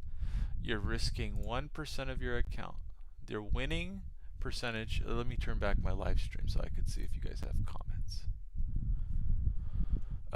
Starting capital 25,000. Risk of account per trade 1%. My winning percentage, we're saying it's 60%. Okay. The risk reward average is 1.43 as per that trade that's back here, right? So statistical probability of consecutive wins and losses. After 5,000 trades, you're gonna have streaks of 9 losses in a row at 60% win rate. Statistical probability. You're gonna have streaks of 16 consecutive wins, maybe a little over that, right? Over the period of 100 trades, you're going to have points where you have 5 losses in a row, or maybe more, right? This is just statistical probability. And you're going to have like times of like 9 wins in a row, right? So this is good for you to consider your psychology, right? 500 trades, you see how the consecutive losses goes up. Okay, now at the end of 200, so this is 200 separate Monte Carlo simulations, right? Or simulations where the order of wins and losses are randomized, right? So maybe you have your losses at the beginning in one set of 200 trades, and then some you have a bunch of wins at the beginning, so your account has compounding growth, and then you have losses towards the end, and in that case you make more money because you're compounding at the beginning, say, right? So right here's, oh wait, 1 2 3 4 5 6 7 losses in a row here. What? Right? So this is randomized right here, these wins or losses. And this is percentage of capital return. You see here the first trade, $250 loss, 1%. And then another one, 1.99%. And then, oh, hey, you have a winner, okay? But the winner is what? 143% of your loss. So it's a 1.43 winner, whatever. Our winner. And so the winners are bigger than losers, right? And you win 60% of the time. So now all of a sudden, this is your total percentage capital returned, right? See how it's going up, up, up, up, up, up. Now this is one simulation. This represents one single simulation of 200 trades. So after 200 trades, playing like that, this might be 500 trades in this row, but up here at the far right, the graph, each line represents a single simulation of 200 trades. Oh, I'm sorry, 100 trades per simulation. It says it right there. These are 200 Monte Carlo separate simulations, 100 trades per simulation. Sorry. Okay. The median is somewhere in the middle here. Now you could be the unlucky SOB that, you know, after 100 trades is way down here because of the randomized order of wins and losses, right? Loss, loss, loss, win, win, win, win, win, loss, loss, loss. The order affects your compounding total because you're always risking 1%, right, on the compounding. Okay, so somewhere in here.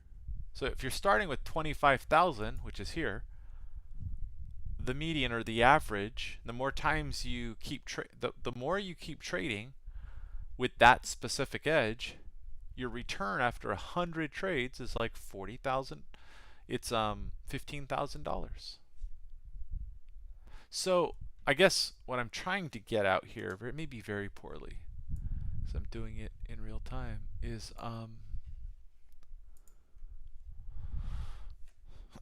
sorry. Is this setup, if it works all the time or 60% of the time with this target, is it viable for the long term? Yes, it is. And it's very viable at 60% win rate with 1.43 Rs, right? If you make 100 trades per month, you're returning 40%. Now, is our equity curve so perfect? Are you a machine? No, you're imperfect. And there's going to be lots of variables in the market. But if you're super careful and you make 100 trades, very, very good trades, and that after it's all said and done, is your win rate with that rate of return, can you be very profitable with 25,000? And so the question you have to ask yourself is after 100 trades, if I can do that well, that 15,000 in the middle of the road scenario, where each Monte Carlo simulation is a single different scenario of 100 trades in a row with different or randomized orders of wins and losses, will $15,000 on a $25,000 account pay your bills over how long it takes you to trade 100 trades? Do you have enough edge with one setup? How often does it occur? Okay. If you're relying on a stream of income and you're waiting a week for your next trade and the market's not setting up, are you getting antsy and pushing? So the psychology comes into it. Do you feel pressure? Can you really win 60% of the time when it's your own money and when you're relying on that money, right? These are things that non-full-time traders don't ponder, because you're maybe in a situation where you don't rely on your trading for income, right? And this is part of the reason why in Discord I would tell people, I really don't know if you're a good trader until after you're trading your own money and trading full-time, right? There's trading your own money full-time, and then there's everybody else.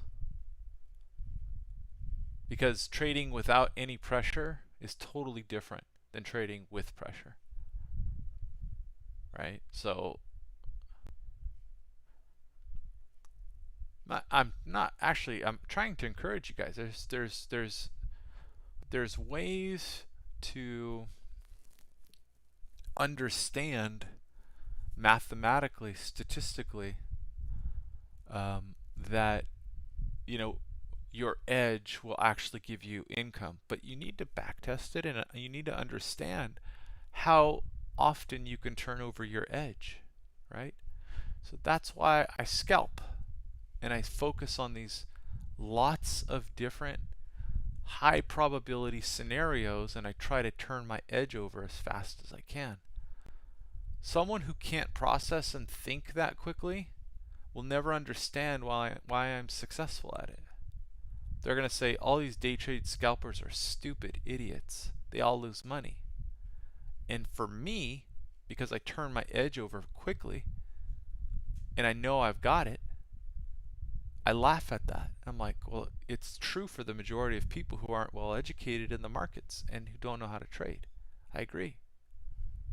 But for somebody who's, essentially gone to medical school for trading, right, by my own study regimens and studying the crap out of the market, I relish the opportunity to turn my edge over and over and over in a day trading environment with really nice software that allows me to peek into candles, right, and to see where volume is building, and then to follow the story of, again, this is how I frame it, trap traders.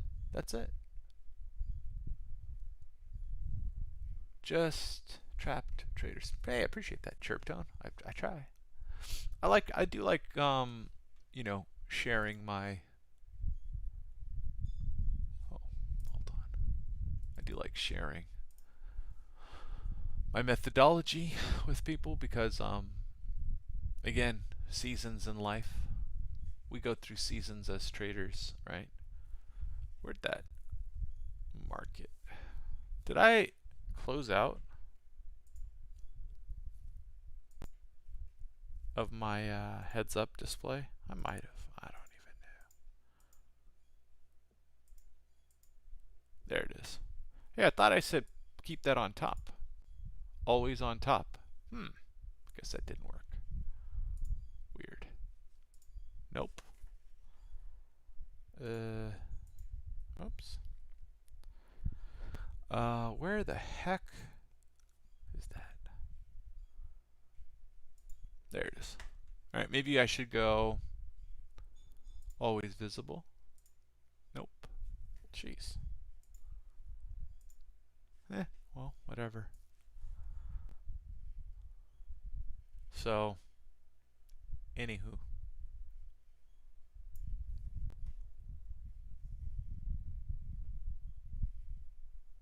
Appreciate that, Andre. Anyway, I hope you guys have a good weekend. Stay frothy, stay involved, and we'll have some good conversations. We'll learn about the markets, and again, this is just a small little channel, so we get to discuss things amongst just a few people here, and it's great. So I think someone the other day says, why the heck would I share your channel if you say you're going to go away if it gets big? There's a big difference between 100,000 people and a channel that has 2,500 subscribers, 20 of which or 30 of which actually watch, right? At 5,000 people live, that's a little different than 100, 150. Okay? So, a little bit of, there obviously is a difference. So please like, share, subscribe. Keep it interesting for me, please, because it really does help me to want to stay involved if I've got new blood coming in asking questions. And you guys who may have watched some of my videos for a while, you're like, old hat. I've heard this all before, Mike. Whatever, it's not new to me. But there's always going to be people coming in asking different basic questions. And then you'll get maybe an illuminating answer because they asked the question in a different way. So everybody has a little bit to benefit by teaching people who are brand new at trading. So, try to pay it forward with people, because what you learn, each time you have to explain it to somebody, you're going to cement it in a more crystallized fashion in your head, and you're going to be able to wrap your head around what you're learning a little bit more if you have to explain it like you do to a little kid or something, right? And then you'll grow. So there is benefit to paying it forward and talking about all this stuff, and then you'll get, as you grow and your brain stretches a little bit and you struggle with applying these concepts, you'll want to withdraw a little bit if you're like most people, and you'll need that time to synthesize, and that's very normal, right? If you learn something, it's like building muscle. You break apart your muscle fibers, right? And you're literally tearing them apart, right? The little fibers, and then they're building back stronger, bigger, right? And then you get more muscular. But during the time where you're stretching and tearing, it feels really crap, right? It feels horrible. But in trading is no different, right? You learn stuff, you try to apply it, it doesn't always make sense. And then before you know it, if you keep pushing yourself, your brain solves for it. But if you give up, if you're a quitter, you're going to struggle to do this well, because this isn't meant, this success in trading doesn't happen to people, most people. 99.99999% of traders don't just have the natural talent to step in and just kill it from day one and continue killing it with good risk management as they make money and risk and everything else, right? It takes work, and it takes a lot of studying and focus, and you'll constantly be learning, right? And then maybe you'll learn something that you go like, oh, I think this is going to be life changing, right? Maybe it's gamma, right? Maybe it's options levels or hedging or whatever. And then you'll over focus on it and you'll forget all the other stuff. I keep wanting to curse. You'll forget all the other stuff that you learned for those moments, and then you'll feel off balance, and you'll be like, man, I'm learning this new thing at the expense of ignoring all these other things that kind of worked for me before, and that's normal too, right? Remember what you've learned, add to your repertoire, learn it well, and try to incorporate it. And if you can't incorporate it and learn to weight it mentally, then chuck it out. Don't use it, right? Realize your limitations, right? Not everybody can see 4 or 5 moves ahead looking at every piece on the chessboard, right? Some people can see 4 or 5 moves ahead, but they're only looking at their bishop and a few pawns and looking at the interaction between those bishops and those pawns. And they only see, so in chess we'd call it one line, right? They could see maybe 1 or 2 or 3 lines with a few pieces. But then as you add all the pieces on the board and you consider the outcomes of changing the various pieces, it gets very complicated. So just like in chess, as you start to memorize the different configurations and what those configurations produce with pieces in a certain order in a certain position, just like in trading, you'll start to be aware of, oh man, look, the market has this, this, and this, the sentiment is this, the momentum is this, right? The size players are acting like this, and you'll see a combination, you'll go like, that's a winning position. Yeah, I need to enter here. And then if I'm wrong, I'll define my risk like this. So then that's another part of it, is being able to define your risk in real time a certain way. Thinking Fast and Slow, great book. Yeah, thanks, man. Anyway, man, I can just keep talking, huh? My mom is here, in case you didn't know. My wife texts me, my mom is here. It's great. Anyway, have a great weekend. I just wanted to share a little bit about risk management and whatnot. So anyway, peace out. I hope you had a good trading week, and yeah, watch some of my older live stream videos. You guys will learn stuff. I mean, there's stuff that I talk about in there that I am not talking about now, and they're just as relevant, right? I have a lot of different tools in my toolkit, so I'll use different ones from day to day, and there's a lot of ways to dissect this market. A lot of them work. Just gotta learn to use your tools the right way. So give them a watch, give them a listen, like them, blah blah blah. It does help a little bit, in case, because you never know. I might be dead tomorrow. You just don't know. I mean, that's morbid sounding, but I was thinking, I might drive to the store, boom, smash, hit, and then the YouTube channel, maybe it builds up over time, and then whatever it makes, $150 a month, $100 a month, $50 a month, it goes into the bank account and pays for my kids' education. So it's useful, man. It's useful. So I'm not around to provide any income to my family. I've got all these little things that I hope to provide tiny little revenue streams. And I've got a will and all that stuff, all my trading accounts, boom, goes to pay my family, all that good stuff. So it does help. So if you do find it useful, I really do appreciate it. Have a good one.